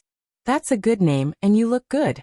It's rare to see such a beautiful girl among the servants, the Earl's wife praised. Although the servants were all young and good-looking women, there were several levels of beauty. Fengwu's appearance was definitely a rare beauty among the servants. After praising Fengwu, the Countess left with a group of maids. Fengwu, however, looked in the direction the Countess left with a thoughtful look on her face. In the evening, in the Earl's wife and the Earl's room, the Earl's wife sat quietly in front of the dressing table and combed her hair. She stroked her smooth skin, and a smile appeared on her face. Atlantis. On the big bed, a haggard man called out the name with some difficulty. Dear Nicholas, are you feeling unwell? Atlantis, the Earl's wife, asked with a tender expression. I'm fine, Atlantis. Where did you go just now? Why didn't you accompany me? Dear, I don't want to leave you for a moment. Nicholas's eyes were overflowing with affection. I won't leave you. We will be together forever, forever. Atlantis promised with a smile.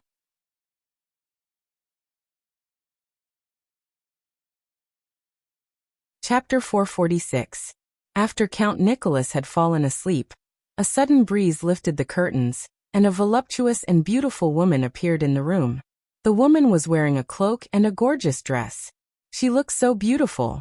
It was as if she could make all the men die for her with just one look. Atlanta, do you have a new target? The woman smiled. She was not worried that Count Nicholas would find out. That's right. It's a new servant. She's young and beautiful. Her body is full of vitality. As long as I absorb her blood, I can last a little longer and spend more time with my beloved Nicholas. Atlanti looked at the man she loved most tenderly. For this man, she would not hesitate to sell her soul to the devil. I like women like you. In order to achieve your goal, you don't care about anything else. But don't forget that I helped you get the man you love, and you haven't finished what you promised me." The woman played with her jade-like fingers and said carelessly, "Don't worry. I'll do what I promised. I won't go back on my word." Atlanta poured herself a glass of red wine and tasted it carefully. "Okay. I'll wait for your good news." The woman smiled with satisfaction. She turned into a bat and flew into the night sky. After the woman left, Atlanta walked to the bed and slept next to Nicholas.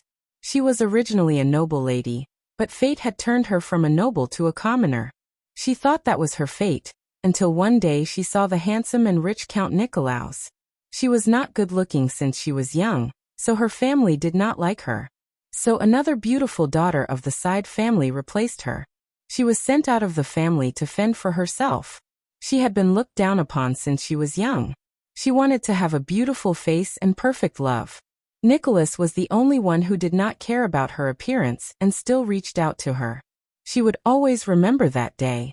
She was surrounded by a group of bad people and was almost raped and killed. Those people were sent by the girl who replaced her. That girl was afraid that her parents would change their minds and take her back, so she wanted to find these people to destroy her, so that she could never be recognized again. In fact, she was overthinking things.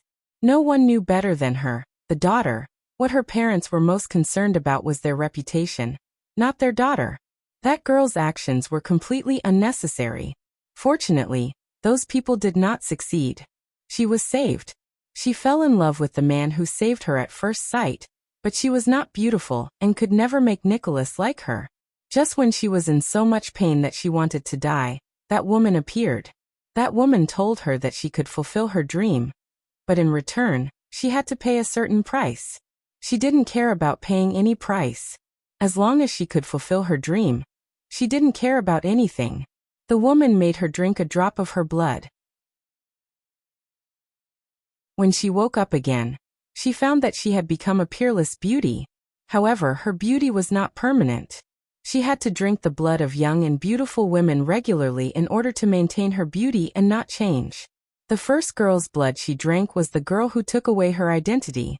She would always remember that girl's disbelief and horror before she died. After receiving that woman's blood, she not only became beautiful, but also had power that ordinary people did not have. She tasted the satisfaction that power brought. She liked the feeling of being full of power. Her appearance became incomparably beautiful. Any man who saw her would be moved by her. But those men were not the ones she loved. Thus she transformed into a commoner orphan girl. After meeting Nicholas by chance, she successfully made Nicholas fall in love with her and marry no one else but her.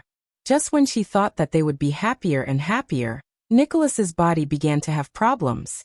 He became weaker and weaker, and his handsome face became haggard. But she still loved him. No matter what he became, she would love him.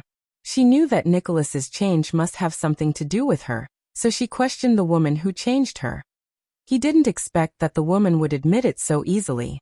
That woman told him that her body had been modified, and that ordinary people couldn't withstand the blood aura in her body. If it wasn't for the fact that Nicholas had practiced Do Chi since he was young, and that his strength wasn't low, he would have already died because of her intimacy. The only way to save Nicholas was for her to leave this man forever. But she was reluctant. She didn't want to leave the man she had loved for so long. If she was really going to die, she would die with him. After death, they would continue to be a loving couple. Regardless of life or death, she, Atlantis, would always be with this man. They loved each other so much that they should not be separated. No one should think about separating them. No one should think about. Fengwu didn't know that she didn't need to inquire about the Countess Atlantis. Atlantis was already thinking about her. The next day, Lamia found Fengwu and asked her to go to the Countess's room, saying that the Countess was looking for her. Lamia didn't take Fengwu up the servants' stairs, but went upstairs through another secret passage. Fengwu quietly asked Bao Bao to tell Pei Qing and the others. Since Fengwu disguised herself as a maid, Bao Bao had been hiding in Fengwu's sleeve, not daring to come out. After hiding for so many days, Bao Bao was already angry and immediately flew away to report. Before flying away, Bao Bao remembered the way. Regarding Lamia's words about taking Fengwu to the Countess's room, Bao Bao was skeptical. Bao Bao flew very fast. Lamia was just an ordinary person, so naturally, she couldn't discover Bao Bao's existence. Bao Bao left very smoothly, and was not discovered by her at all. Fengwu followed Lamia forward. Along the way, they turned many corners and finally came to a stone door. This stone door is not closed tightly. A faint red light can be seen from the crack of the door. The Countess is inside. You can go in by yourself. Lamia hinted with her eyes and then said. Fengwu nodded and opened the door without saying anything. Fengwu had just opened the door and stepped out when she found that Lamia wanted to push her. Fengwu could easily avoid it, but Pei Qing said that she couldn't let people discover her identity, so she didn't hide. Fengwu didn't avoid it. Lamia easily pushed Fengwu in, and then with a bang, the stone door was closed.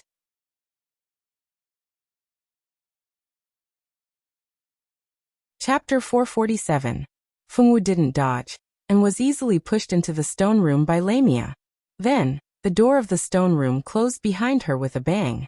Fengwu staggered and was almost pushed down. After standing still, she saw the scene in the stone room. This stone room was obviously used for shady and evil deeds. In this room, there were several women tied to wooden stakes.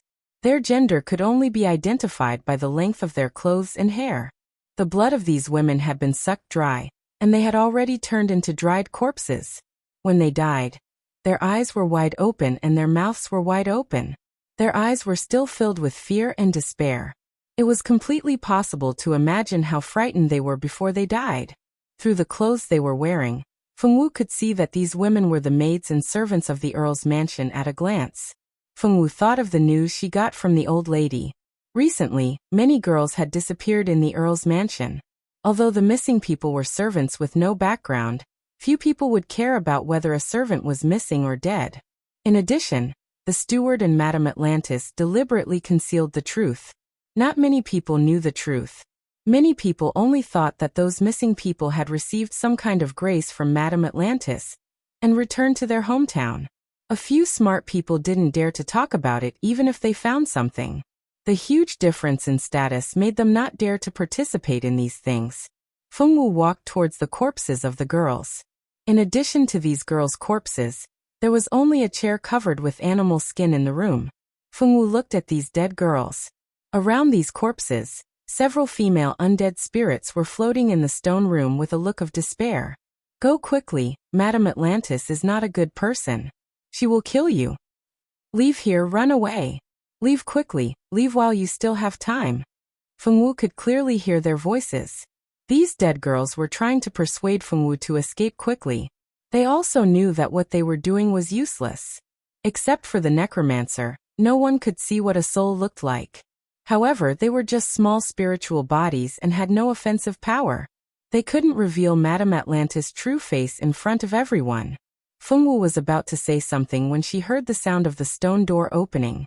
This time, the sound did not come from behind her, but from the front. The stone wall in front of her suddenly split open to reveal a small door. As soon as the door opened, a beautiful woman walked in from behind the door. Behind the woman was a long flight of stairs. It seemed that this staircase would lead directly to the room on the 5th floor. Madame Atlantis. Fengwu recognized her at a glance. She was the Countess Atlantis. Tonight, Madame Atlantis was very different from her usual dignified appearance. She was wearing a red dress, and her snow-white skin looked even whiter. She also had a coquettish makeup on her face. She looked very different from her dignified and beautiful appearance during the day. Atlant walked out of the stone door and slowly sat on the only chair in the stone room. You're so beautiful. Your skin is so good. More importantly, you have a huge amount of life energy. It's really fascinating. Atlantis licked her lips and looked at Fengwu as if she was looking at delicious food. You want to suck my blood? To Atlantis' surprise, Fengwu didn't scream in fear, nor did she beg for mercy. Her reaction made Atlantis realize that something was wrong. Very smart. It seems that you've discovered my intentions. Atlantis giggled. Why do you want to suck their blood? Fengwu could see the thick blood energy on Atlantis' body. Ordinary people couldn't sense such a thick blood energy. Even magicians rarely noticed that something was wrong. If it wasn't for Fengwu's extraordinary eyes, she wouldn't have noticed the problem. Since the first time she met Madame Atlantis, Fengwu had already discovered that Madame Atlantis might not be a human, just as the Countess had said. It was impossible for a human to have such a strong blood energy. Even a person who killed people like Scything Flax wouldn't have such an aura. She didn't know much about spirits. This made Fengwu think of a person or a spirit that understood. Perhaps she should call Liddy over to take a look. Thinking about it, she hadn't seen Liddy for a while. If it wasn't for Madame Atlantis' appearance, Fengwu would have almost forgotten that she had a contract spirit, Liddy. It seems that I accidentally let a little mouse in this time. Was it that damned old hag who let it in to investigate me? That old hag still hasn't given up. I thought that she would give up after investigating me so many times. Unexpectedly, she's getting smarter and smarter. She even knew to find a bait to lure me in. After discovering that there was something wrong with Fengwu, Madame Atlantis could only think of one person who would do such a thing. The Countess. That damned old hag. If it weren't for the fact that she was Nicholas' mother, Madame Atlantis would have killed her long ago. How could she have let that old hag live until now? Madame Atlantis also secretly hated the Countess. Ever since she and Atlantis lived happily together, she discovered that Nicholas' mother disliked her more and more. She even sent someone to investigate her. Fortunately, Madame Atlantis was smart enough to discover the signs early on. She didn't let the old hag get hold of her weakness. Madame Atlantis didn't give up after testing her so many times and sent someone in again. Since she wanted to send someone in, so be it. She wouldn't let anyone who discovered her secret live. Fengwu had to die. Old hag, so what if she found out? I'm the only person Nicholas loves the most now. Does she think that Nicholas still cares about her, his mother? Atlantis sneered. She didn't care about the Countess at all. Aren't you a human? Fengwu tilted her head. No matter how she thought about it, she couldn't figure out what Atlantis was. She wasn't interested in the grudge between her and the Countess. Of course I'm a human. Atlantis snapped back to reality from cursing the Countess. She snorted coldly and said indifferently, yes, she was a human, but also not a human. In order to obtain beauty and power, she wouldn't hesitate to become a demon. All right, let's not talk nonsense. Little girl, since you discovered something you shouldn't know, I can't let you live. Along with a loud shout, sharp black fingernails appeared on Atlantis' 10 fingers. These fingernails carried an eerie coldness and seemed to be filled with murderous intent. Go to hell. Atlantis waved her hands. Her 10 fingers became her strongest weapon. Her movements were extraordinarily fast. Fengwu swung her sword to block, but Atlantis' nails left a shallow dent on her sword.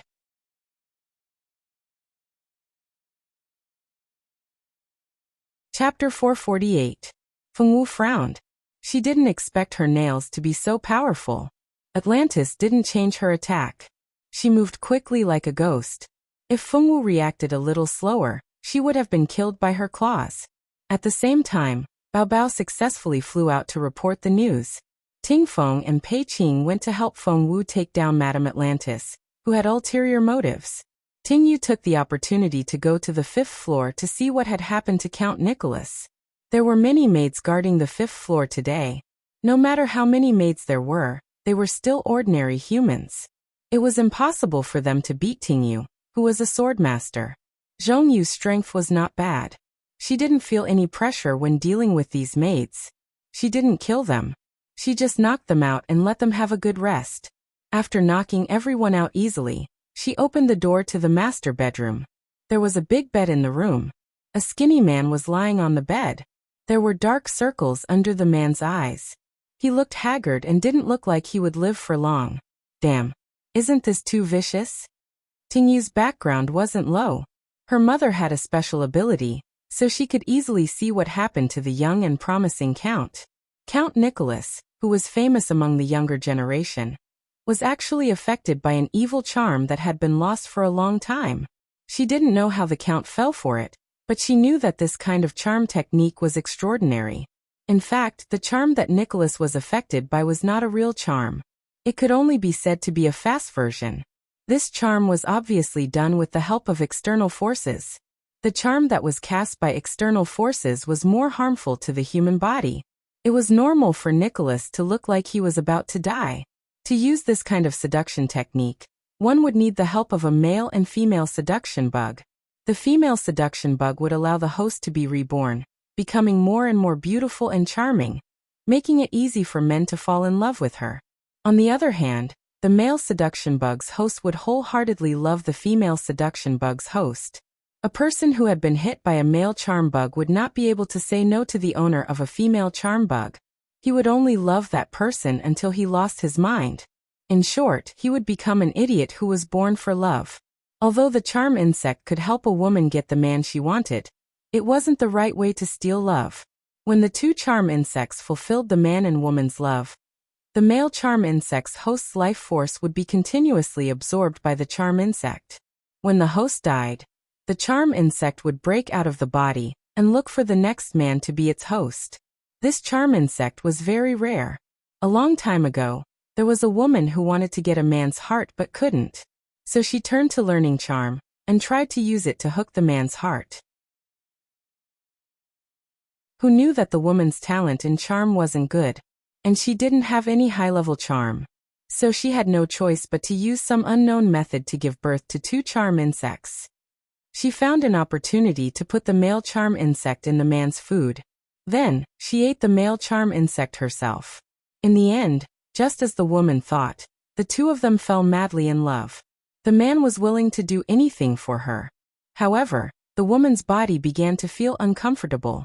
The charm insect gave her a beautiful face, but it also needed to feed the young woman's blood to maintain its beauty. In order to keep her face beautiful forever, the woman began to kill young women to feed the charm insect in her body. Just when the woman thought that the two of them could be happy for the rest of their lives, she suddenly realized that the man's body was getting worse and worse. The life force in his body was decreasing. She tried everything but couldn't stop the man from leaving. In the end, the woman died for love. The story between the two of them made people sigh. The method to refine charm insects was passed down from that time. However, charm insects had been extinct for thousands of years. She didn't expect that there would be someone in this world who knew how to refine them.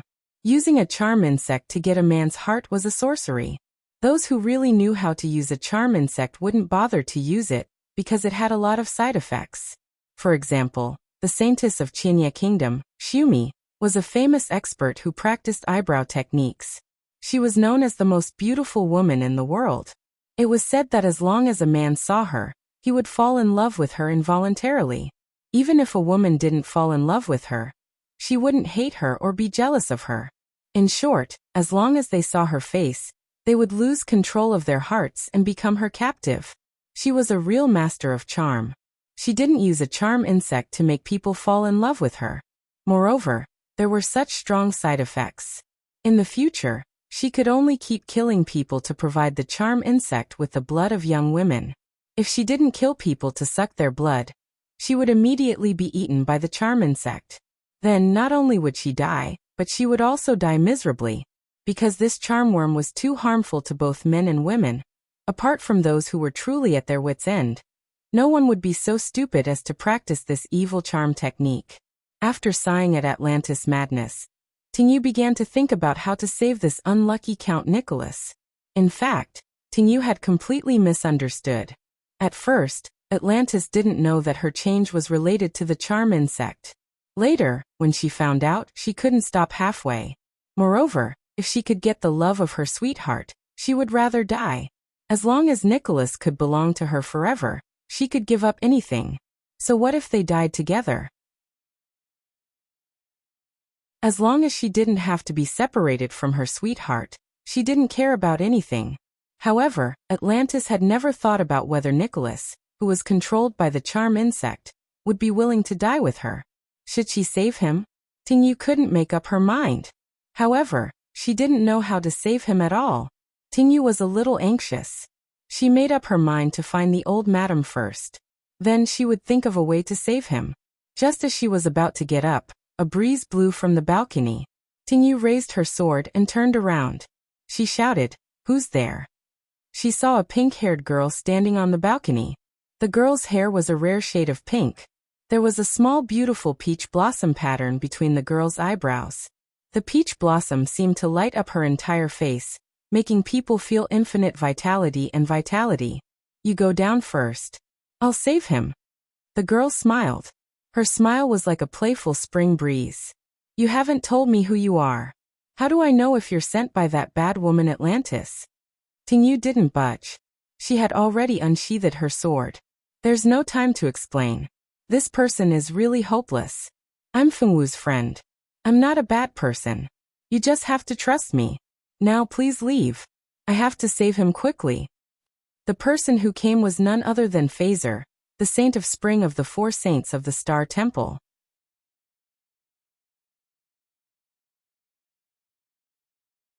Chapter 449. There's no time to explain.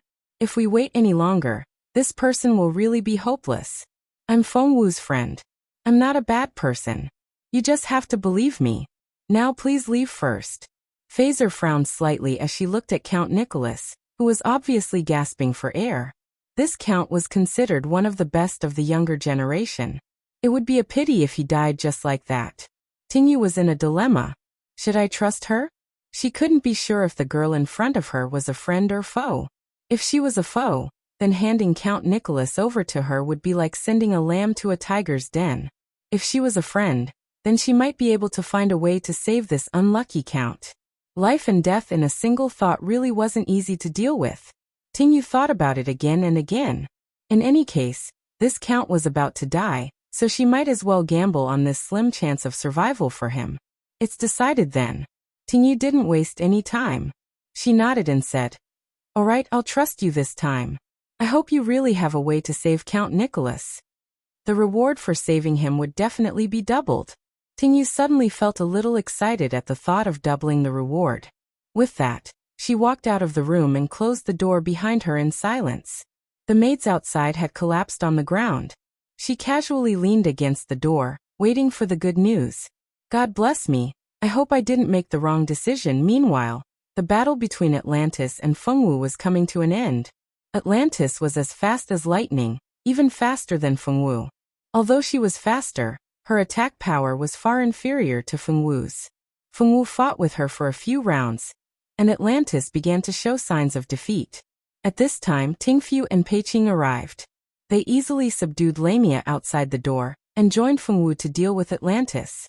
With a loud bang, Atlantis was hit by Peiqing's spatial magic. No matter how fast she couldn't be faster than Peiqing, who had absolute talent in spatial magic. As long as Peiqing used his spatial seal, she would not be able to use her speed to dodge the attacks of the 3 people. Originally, Fengwu was alone, but Atlantis was already on the verge of collapsing. After being attacked by Peiqing and Tingfeng, she was immediately seriously injured. Just as the 3 of them were about to continue to subdue her and hand her over to the old madam, Atlantis suddenly let out a shriek that sounded like she was in extreme pain. The 3 of them looked at each other and couldn't figure out what was wrong with her. The 3 of them didn't try to kill her, so logically speaking, they shouldn't have caused her such pain. Could this be an act? As soon as the suspicious Peiqing thought that, he realized that he was wrong. Atlantis fell to the ground and kept twitching. She looked like she had epilepsy. White bubbles flowed out of her mouth, and there was a pink worm mixed in the bubbles. As soon as this insect appeared, it let out a series of miserable insect cries. "Be careful!" Tingfeng roared and flattened the insect that just crawled out of Atlantis' mouth with a stomp. Ah! As soon as the insect died, Atlantis screamed even more miserably. Her facial features began to change rapidly. In less than a minute, she changed from a peerlessly beautiful woman to an ordinary woman with an ordinary appearance. This kind of appearance was not considered beautiful in the Heavenly Wind continent. Not only was she not beautiful, but she couldn't even be considered delicate. It was no wonder that she was so obsessed with beauty. The change in her appearance was just the beginning. Atlantis' hair began to turn white, and it was getting whiter. Not only that, but wrinkles also grew on her face. She looked as if she had aged 50 years in an instant. Fengwu felt that her aura had become much weaker, and was no longer as strong as before. What happened? Pei Qing was puzzled. How could a person suddenly become so old? She must have been eaten by the charm worm. Ting Feng looked at the insect that he had stomped to death with disgust. He really wanted to change into a new pair of shoes immediately. The charm worm's backlash? No way. There's actually someone in this world who knows how to refine an evil creature like the charm worm? Pei Qing was a little surprised. Because the charm worm was too vicious, it had long been listed as an evil technique by Heavenly Wind, and the method to refine the charm worm had long been lost. He had never thought that he would actually be able to see the charm worm in Rain City. Looking at the disgusting corpse of the charm worm, he simply could not imagine how Atlantis had made such a choice. Not only did the charm worm harm others, but it also harmed herself. What kind of deep hatred did this woman have with Count Nicholas that she would do such a thing to kill him? Moreover, after the charm worm was implanted into a man's body, if it was killed before it could absorb all of the host's life force, then the female charm worm would immediately be eaten by the charm worm. Of course, the host of the female charm worm would also suffer. In this situation, it was obvious that she had been eaten by the charm worm. Now that she had lost all of her life force, she did not have much longer to live. What kind of grudge do you have with Count Nicholas? You're willing to sacrifice yourself just to kill him. Is it worth it? Ting Feng couldn't understand how deep the grudge had to be to make such a decision. Upon hearing this, Atlantis looked at Ting Feng emotionally and shouted, "What nonsense are you talking about? Why would I want to kill Nicholas? I love him so much that I'm willing to die with him. Why would I harm him?" Her voice was no longer as charming as before. Instead, it had become as hoarse as an old lady's. "You love Nicholas. We really couldn't tell." Atlantis had to be joking to use such a cruel method to truly love someone. Fengwu did not know what love was. Mingxi once said that if you loved someone, you would want that person to be happy. You would always think of that person and want to be with that person. Although she did not quite understand it, she knew that love was not harm. If you truly loved someone, you would never harm them. If this is your love for Nicholas, I can only say that this kind of love is really scary. Fortunately, I was lucky enough to not meet a lunatic like you. Pei Qing felt goosebumps all over his body whenever he thought of someone like her, who had used the charm worm to obtain his love. The more he thought about it, the scarier it was. "I think so too," Ting Feng nodded in agreement. Fengwu nodded. This kind of love was really scary. She had to go back and tell Mingxi about it. She nodded and thought seriously. "What do we know? The Count and I are truly in love. The love between us is not something that people like you can understand." Atlantis suddenly roared. She could endure being defeated, and the pain of the charm worm's backlash, but she could not stand anyone questioning her love for Nicholas.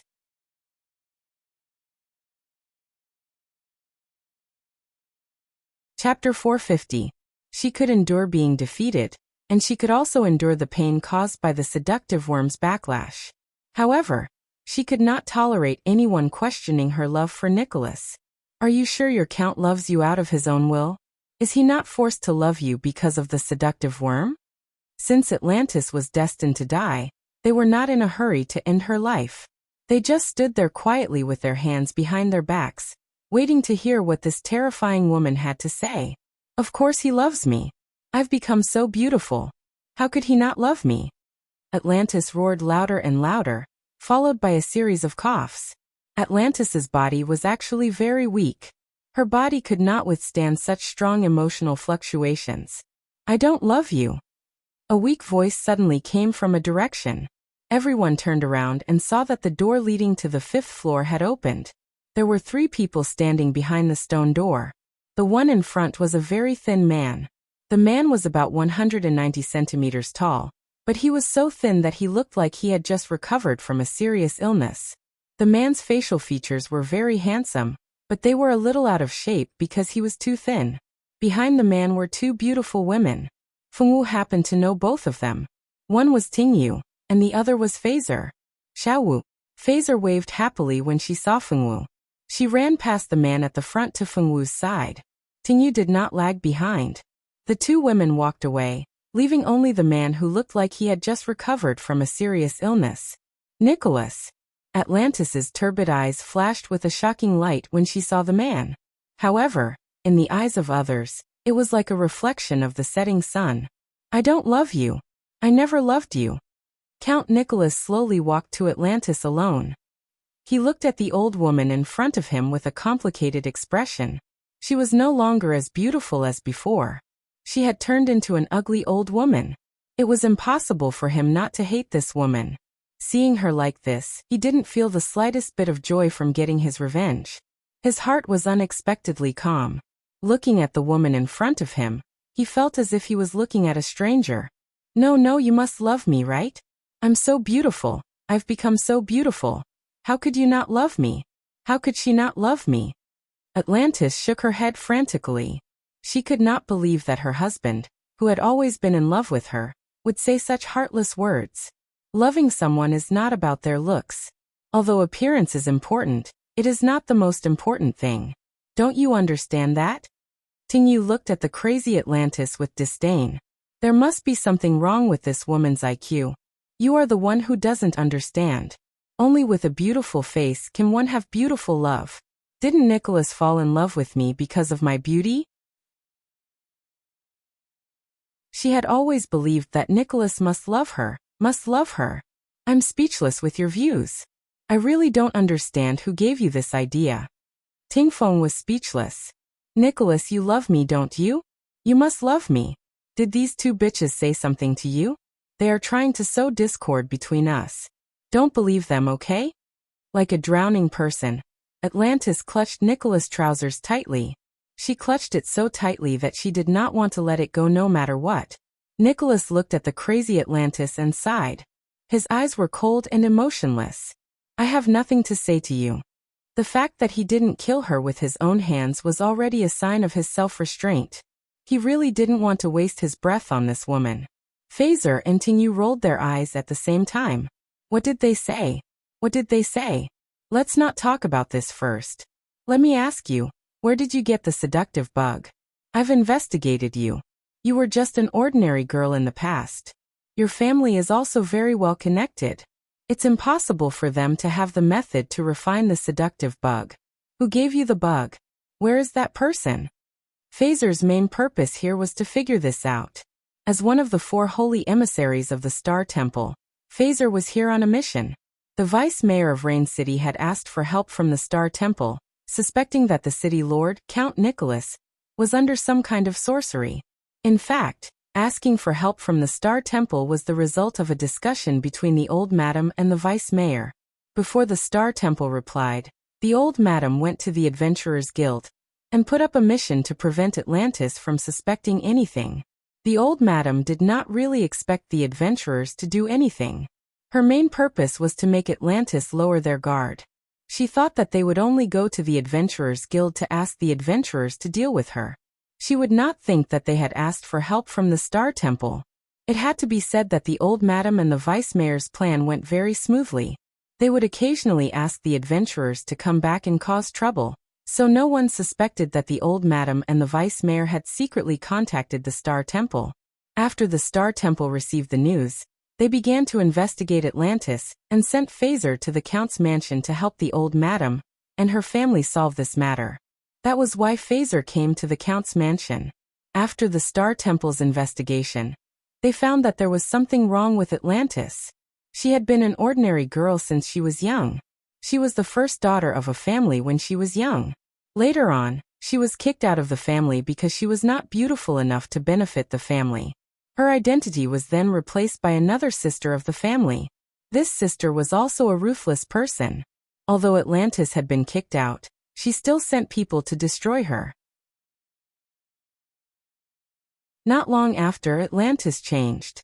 She became more and more beautiful, while her sister died mysteriously. She was sucked dry of all her life force and blood. Her death was very tragic. Not long after, Atlantis married Count Nicholas and became a high and mighty countess. Even her identity changed.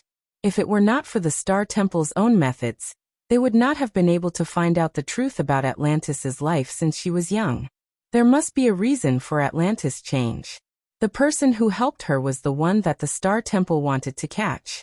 Atlantis was just a small character, while Phaser wanted to catch the big fish. I won't tell you. If you want to know, you can guess for yourself. Haha. She laughed proudly. So what if she failed? They were the executioners who had destroyed her and Nicholas's happy life. They would never get any useful information from her.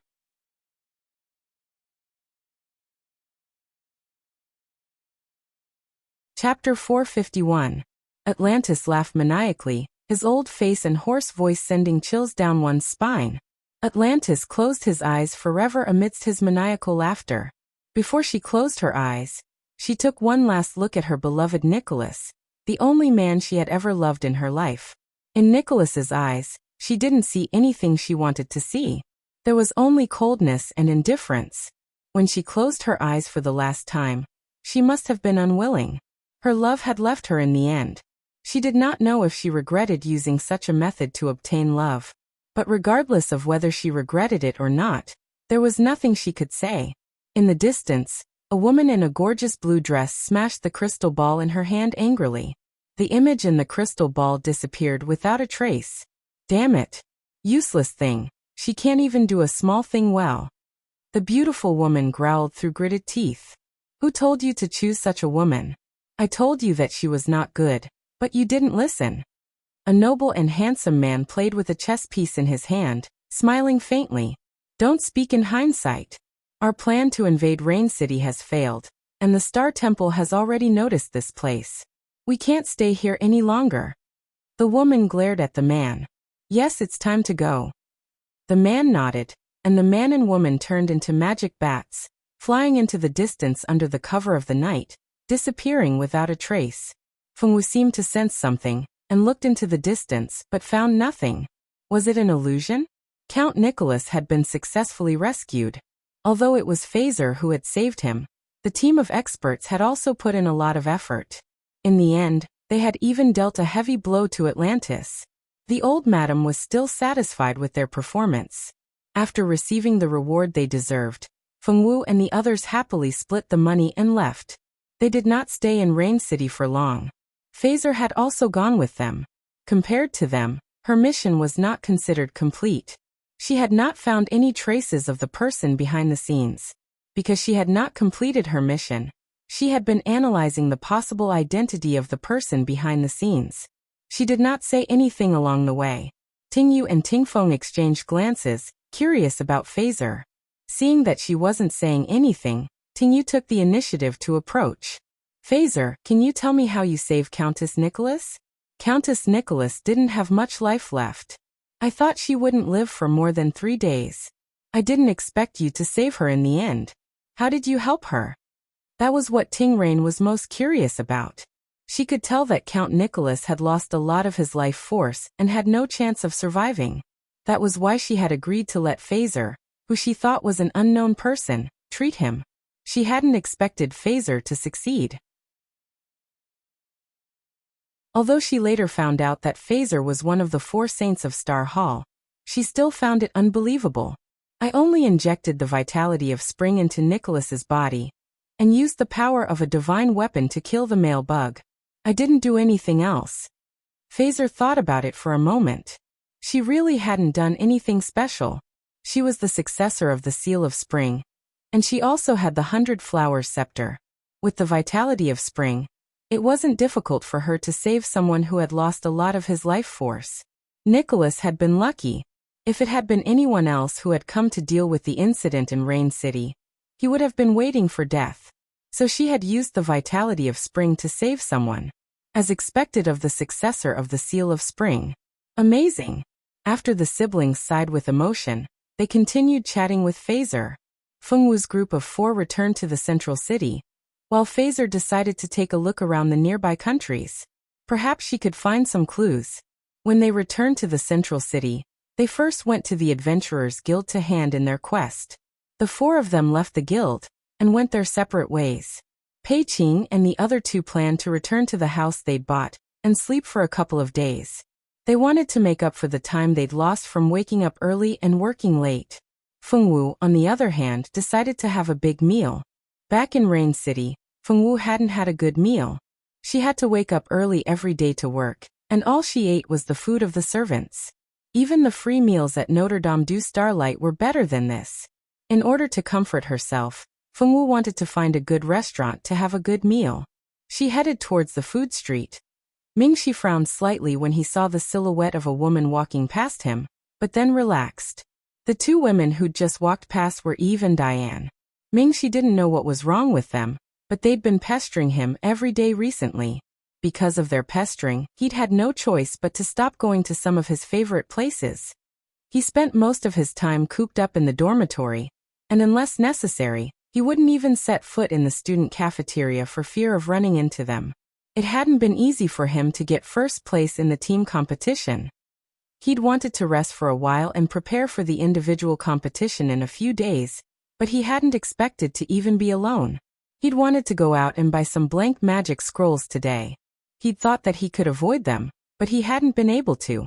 If not for his quick reflexes, he might have been caught by them long ago. Although Mingxi had been pursued by many girls and men, this kind of all-pervasive pursuit still annoyed him to no end. Mingxi walked out of his hiding place and set off from another road. Fortunately, there were places selling blank magic scrolls on this road, so he didn't have to take a detour back to his original route. Mingxi walked on the bustling street. Because of his overly handsome face, passers-by would stop and look at him from time to time. Fortunately, he'd gotten used to this kind of attention and didn't mind it. As they walked, they arrived in front of a cake shop. The cakes in this shop were very delicious, and Elena loved them very much. Mingxi would occasionally eat some of them as well. It was indeed delicious. It was sweet but not greasy, and the texture was soft. It was a little strange today. Although the shop's business was good, it shouldn't have attracted so many people. Could it be that something had happened? Mingxi only had this thought for a moment. He didn't have the habit of poking his nose into other people's business. Moreover, this was the central city, the headquarters of Star Hall. He believed that no one would dare to cause trouble here. With this thought, Mingxi turned around and wanted to leave, but the moment he turned around, he saw a small figure that he couldn't be more familiar with. He walked through the crowd and saw a banner at the entrance of the cake shop, celebrating the 40th anniversary of the shop. Below the banner, there was a description of the cake eating competition. As long as you finish 70 pieces of cake in an hour, you'll get a free cake for a year, a free reception ticket, and a beautiful gift from the shop.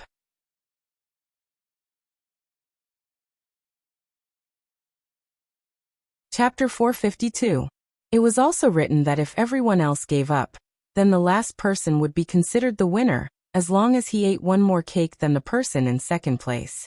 After silently reading the competition description, Mingxi felt that he already understood why he would see Fengwu here. That's right, Mingxi just saw the Fengwu girl in the crowd. Fengwu was sitting at the long table in front of the cake shop, competing with another contestant to eat cake. Come on, XX, you can't lose to a woman. Brother, you have to win face for us men. The hopes of us men are all pinned on you. Don't lose. If you lose, I will beat you to death. Little girl, come on. We have high hopes for you. Little girl, eat all those stinky men. The man sitting next to Fengwu groaned inwardly. He was the only one who could save his dignity and dignity. They even said that he couldn't lose. Damn it. If you have the ability, come and compete yourselves. It's easy for you to say that. XX rubbed his stomach. His stomach was already so big that it looked like he was 4 months pregnant, but the little girl beside him didn't have any reaction at all. Her stomach was still flat. He really suspected that this girl's stomach was connected to another dimension. The man was sweating profusely and his face was pale. He couldn't take it anymore and wanted to vomit. Looking at Fengwu beside him, she was eating calmly. Not only was there not a drop of sweat on her face, but her skin was also white and rosy. Her complexion was good. Wah! The man beside him couldn't take it anymore and ran to the side to vomit. All right. The winner of this cake eating competition has been decided. She is this cute little girl. The boss excitedly pointed at Fengwu and announced loudly.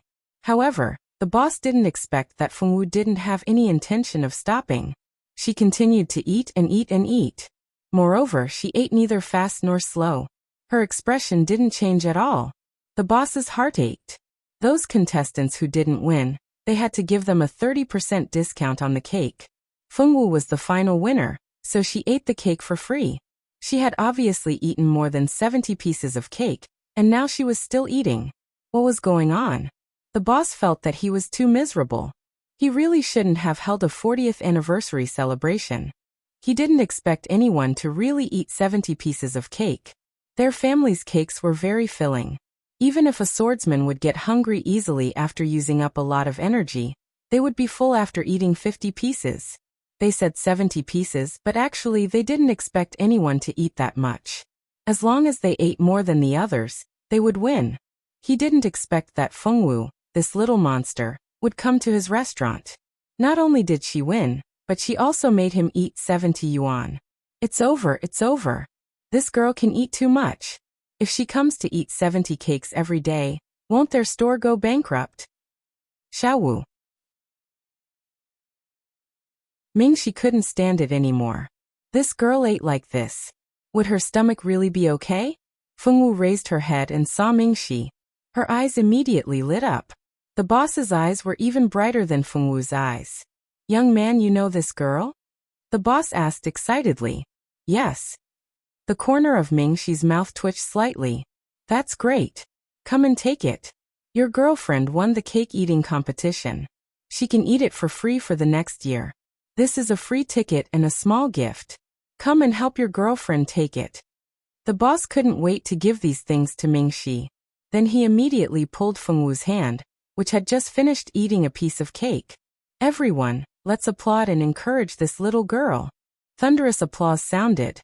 Fengwu was pulled up from her seat by the boss and pushed into Mingxi's arms. They're really a match. This girl is so cute and the boy is so handsome. They're simply a match made in heaven. But I think the boy is better looking. He's so handsome that it's ridiculous. I think so too. I've never seen such a good-looking young man in my life. That girl is so lucky to have such a beautiful boyfriend. Even if she can eat a lot, he won't dislike her.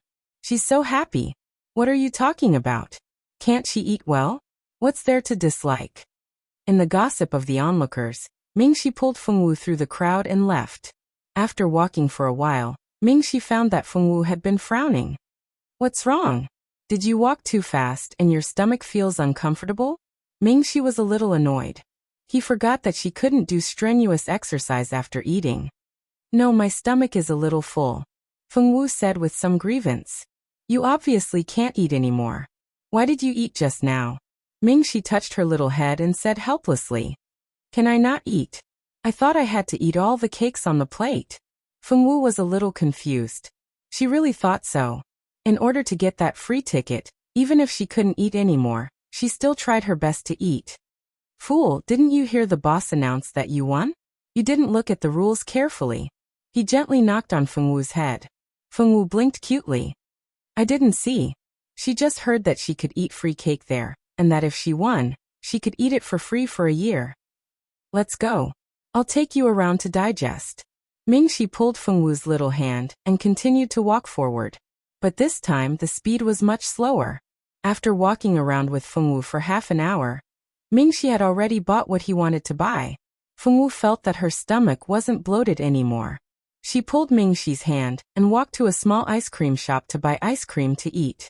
This ice cream was made by Zicheng first. Later, some people mastered the method of making ice cream one after another. But those people's ice cream wasn't as delicious as Zicheng's. The owner of this ice cream shop was a smart person who figured out the method of making ice cream by himself. I want the same as them. Fengwu pointed at a young couple walking in front of them. Okay, 1 taro ice cream. The owner took the money and gave Fengwu a big taro ice cream. The ice cream was purple, and there was a soft taro at the top. Fengwu ate the ice cream in small bites. Mingxi held her little hand, and the two of them walked behind the young couple. The young couple was also holding hands and looked very intimate. Fengwu looked at the man and woman in front of her eating ice cream. Was it better to eat it like this? Fengwu girl looked suspiciously at the ice cream in the hands of the young couple in front of her, and then looked at the ice cream in her hand. You eat too. She suddenly turned her head and handed the ice cream to Mingxi. Mingxi looked at the ice cream that Fengwu took 2 bites and there were 2 small teeth marks on it. He didn't know how to react. Young man, hurry up and eat. Your girlfriend is so proactive. The uncle selling skewers laughed and joked.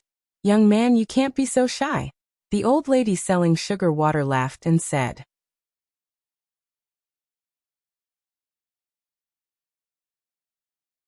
Chapter 453. The passers-by who overheard Fengwu's words all turned their heads to look at Mingxi and Fengwu ambiguously. Fengwu was fine. She wasn't a person who cared about other people's gazes. Mingxi, on the other hand, was in a bad mood. He was so embarrassed that he was about to die. He didn't mind being stared at. He was used to being the center of attention since he was young. However, it was his first time being teased by so many people at the same time and being forced to show off their love. He felt a little strange and at a loss. Eat. Fengwu looked at Mingxi seriously and said. The surrounding onlookers all looked at the two of them with gossipy faces. Although they had seen many young couples, it was rare to see such good-looking ones, especially this boy. He was really good-looking. They had lived for so many years, but they had never seen anyone more beautiful than this boy. Mingxi could only lower his head awkwardly and casually take a bite of the ice cream from Fengwu's little hand. A thick milky fragrance and sweetness spread in his mouth. He didn't even have time to taste the ice cream carefully before he hurriedly swallowed it. Fengwu retracted her little hand and took a big bite of the ice cream where Mingxi had bitten. Then her delicate eyebrows slightly wrinkled. It didn't become better. The taste didn't change at all. Why did the two of them eat so happily just now? Fengwu thought in confusion. Mingxi held Fengwu's little hand and quickly left the street. He felt that he probably wouldn't come back to this street for some time. After walking out of the street, Mingxi had just breathed a sigh of relief. He didn't expect to meet two people he wanted to avoid. Senior Mingxi. Eve and Diane looked at Mingxi in surprise. Mingxi sighed in his heart. How unlucky. Eve glared hatefully at Diane. This despicable woman had been following her like a ghost. What was she trying to do? Diane blinked her eyes, feeling wronged. She was usually muddle-headed, but she was not oblivious to the malice in other people's eyes. She also knew that Eve did not like her following her, but she did not change. She had a poor sense of direction since she was young. If she did not follow Eve, she was afraid that she would get lost. Senior Mingxi, where have you been? I've been looking for you for a long time. Diana's eyes were red as she sniffled and tried to rush into Mingxi's arms. Diane had always been the little princess of the family. When had she ever been treated with disdain by others? Along the way, she had been treated with disdain by Eve. If it weren't for the fact that she wanted to find Mingxi, she would have cried and gone back to her sister. Despicable little bitch. Eve did not want Diane to be the center of attention. She did not want to be left behind and rushed forward. Mingxi's mouth twitched.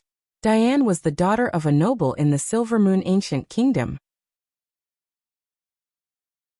The two sisters had grown up together with Mingxi. It was not that he did not understand Diane's feelings for him, but he had always treated her as his sister. He did not have the slightest bit of romantic feelings for her. Eve was just a junior that he had trained with before. He did not even have a good impression of Eve. It was just that he was used to maintaining etiquette. Therefore, he did not reject Eve's pestering.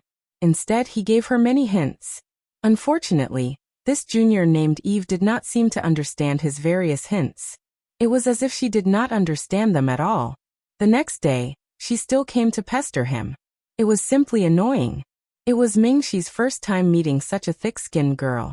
Looking at the two girls rushing over, Mingxi wondered if he should pull Fengwu and run away together. Before Mingxi could come up with a plan, he saw two figures, one red and one white, fly out. Following the figures were two shrill screams. Mingxi. Fengwu retracted the slender leg that she had just kicked out. Senior Mingxi mine. She pointed at Mingxi and patted her underdeveloped chest. Her meaning was simply too obvious. The surrounding onlookers were stunned when they saw the two girls suddenly fly out. This was 2F** king excessive. These handsome young men did not even have a passable woman by their side. This guy who was even better looking than a woman could actually make three great beauties fight over him. How were they going to live if they were single? Mingxi silently closed his slightly open mouth and wiped off his non-existent cold sweat. Very good, he believed that before tomorrow, the whole school would know about this four-sided love. Don't think that he did not see that the two most gossipy seniors in the school were hiding in the crowd just now. Their excited expressions made him feel a sense of helplessness in his balls. He believed that if the two of them were not afraid of being discovered by him, they would have already screamed at the top of their lungs. Ah! Ah! Following two screams and two bangs, the two beautiful girls finally fell to the ground after flying 5 meters away. Just hearing the bangs was enough to make one feel pain. What two pitiful little beauties. Little beauties. Why don't you two stop fighting? That man looks like a sissy. Why don't you choose me? I guarantee that I will be wholeheartedly devoted to you, and will never be provoked by a love rival. A few burly men at the side bit their handkerchiefs and thought in their hearts, Fengwu, you dare to fight against us. After Eve got up from the ground, she immediately roared at Fengwu angrily. Diane stood up with an aggrieved expression. She looked at Mingxi with an aggrieved expression, and was about to cry. Mingxi calmly looked into the distance. I didn't see anything. Big brother Mingxi. Diane was so aggrieved that she even forgot to call him senior. Ever since she was young, she had always called Mingxi big brother. Later, when she came to Notre Dame du Starlight, according to the school's rules, she had to call him senior Mingxi. At first, Diane was not used to it and practiced for a long time before she could not make a mistake. But now she was too aggrieved. Once she felt aggrieved, she could not care less. I didn't move my hands. I moved my feet. Eve was so stupid that she couldn't even tell the difference between her hands and feet. Eve did not know that Fengwu had already regarded her as an idiot. If she knew, she would definitely fight with Fengwu. Eve almost choked to death when she heard this. This woman must be doing this on purpose. Why did you kick us? Eve wisely chose to change the topic. You are Fengwu? Diane, who was slow to react, finally realized that this girl seemed to be her rival in love as well. Moreover, she was the kind of rival who was extremely dangerous. Her sister had said that big brother Mingxi treated Fengwu a little differently. Although she did not know what the difference was, she believed her sister's words. This Fengwu must be the most dangerous of all her love rivals. You want to hug Senior Mingxi? Fengwu said without thinking. Senior Mingxi was the person she had decided to be Xiaoye's father. She would not let others hug him, Fengwu thought proudly.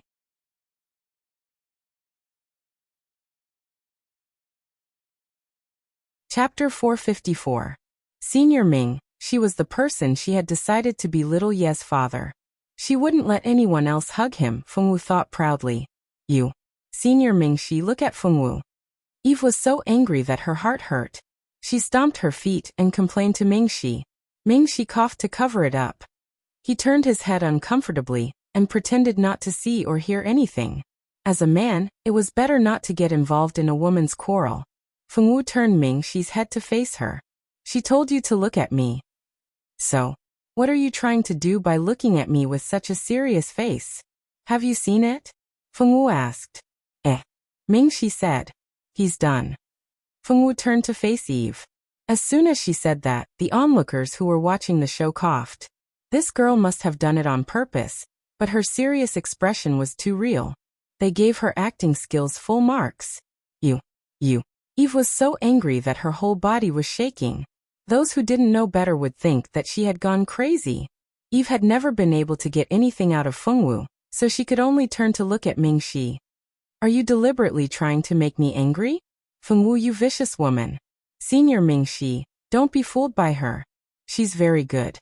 Mingxi mimicked Fengwu and said seriously. Eve was hit hard when she heard that. She turned around and ran away crying. Fengwu looked at Mingxi with shining eyes. She had been praised by Mingxi. Happy Diane looked at Mingxi in a daze. Her expression was as if she was looking at a heartless person.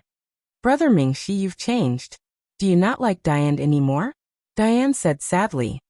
I've always treated you as a sister. I thought you knew. Mingxi secretly wiped away his cold sweat. He really didn't have any romantic feelings for Diane. Could these bystanders not look at him like he was a scumbag? You actually made such a beautiful girl sad, you scumbag. Sure enough, good-looking men were not good people. Scumbag, get lost. Let go of that girl, and let me do it. The jealous single dogs beside them were crazily spamming the bullet screen in their hearts. Mingxi, I don't know anything. Wah, you said that you'll marry me when I grow up. Diane felt wronged. When did I say something like that? Mingxi thought for a while, but couldn't remember if he had ever said something like that to dig a hole for himself. Yes, when I was 3 years old, when we had a family dinner together, Diane sniffed and said with certainty. 3 years old. Mingxi was speechless. He did play this game with Diane when he was young, but that was because Diane wasn't around. The other children didn't like to play with her, because she cried too much. As a child several years older than Diane, Mingxi naturally did the work of taking care of children that others didn't like to do. He didn't expect Diane, who was only 3 years old at the time, to remember it until now. That was just a game. Mingxi looked at Diane and said seriously.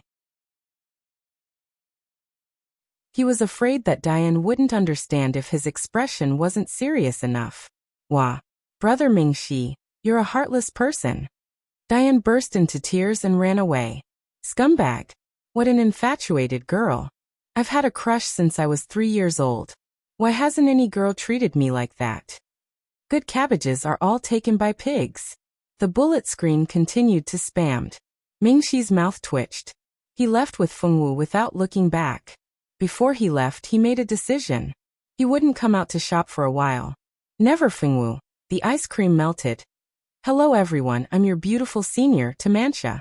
Today is the Extreme Survival Challenge individual competition that everyone has been waiting for. Before the competition begins, I'd like to introduce today's commentator. Everyone, take a look at the person sitting beside me. Today's commentator is our kind and amiable vice principal. Let's welcome the vice principal with a round of applause. Clap, clap, clap, clap. The students below were all clapping enthusiastically, afraid that they were not enthusiastic enough. Did they know that those fellows who talked behind the vice principal's back were being made fun of? If they clapped too slowly, the vice principal would think that they had something against him. That wouldn't be good. Seeing the enthusiastic applause from below, the vice principal expressed his satisfaction. He was indeed the most respected person in the school. Yes, only the principal was slightly more respected than him. Vice President, can you tell us some details about the competition? You've done a great job keeping the competition a secret. Until now, we still don't know what kind of format the individual competition will be held in. Can you tell us some insider information? Tamantia turned to the vice president and asked. Of course not. If I tell you now, there won't be any surprises later. The vice principal's irritating voice rang out. Sighs of disappointment could be heard from below. They thought that they would be able to know some inside information in advance. How disappointing. At this time, Fengwu had already been sent to the preparation room, so she didn't know what was happening outside. The other contestants were also sent to the preparation room with Fengwu. The preparation room was big enough to accommodate so many people. The individual competition was different from the group competition. The group competition was based on the team's overall score, while the individual competition was based on the individual's individual score. Although most people were eliminated in the first round of the group competition, the school still gave everyone a chance. In the team competition, everyone's performance would be seen by the Lord God. The Lord God would grade everyone based on their performance. Those with a score of 60 or above could participate in the team competition, and the score would be included in the final overall score. This was good news for everyone. Fengwu's score was 85, which was considered a relatively high score. The Lord God didn't let those who were obviously dragging the team down in the group competition go too far. It was very satisfying. Fengwu didn't know about the Lord God's score at first. She always thought that she could participate in the individual competition as long as she signed up. Only after she came back did she realize that wasn't the case. The preparation room was full of people. They would enter the individual competition this time and face an even more brutal competition. Hello, contestants. Now let me explain the rules of the individual competition. In the individual competition, we will no longer provide you with any survival tools. The only things you can bring into the competition are the items you chose in the group competition. After the competition begins, everyone will be given a map. The map that everyone receives is the same. At the end of the map, we will place a special item. Whoever obtains that item first will be the winner of the individual competition. For this competition, the Lord God will grade everyone based on their performance as usual. I hope that all of you will perform well and strive for a good result. You're tuning in to the Earbook Haven YouTube channel. Don't forget to subscribe and join us on this journey to catch the most captivating stories.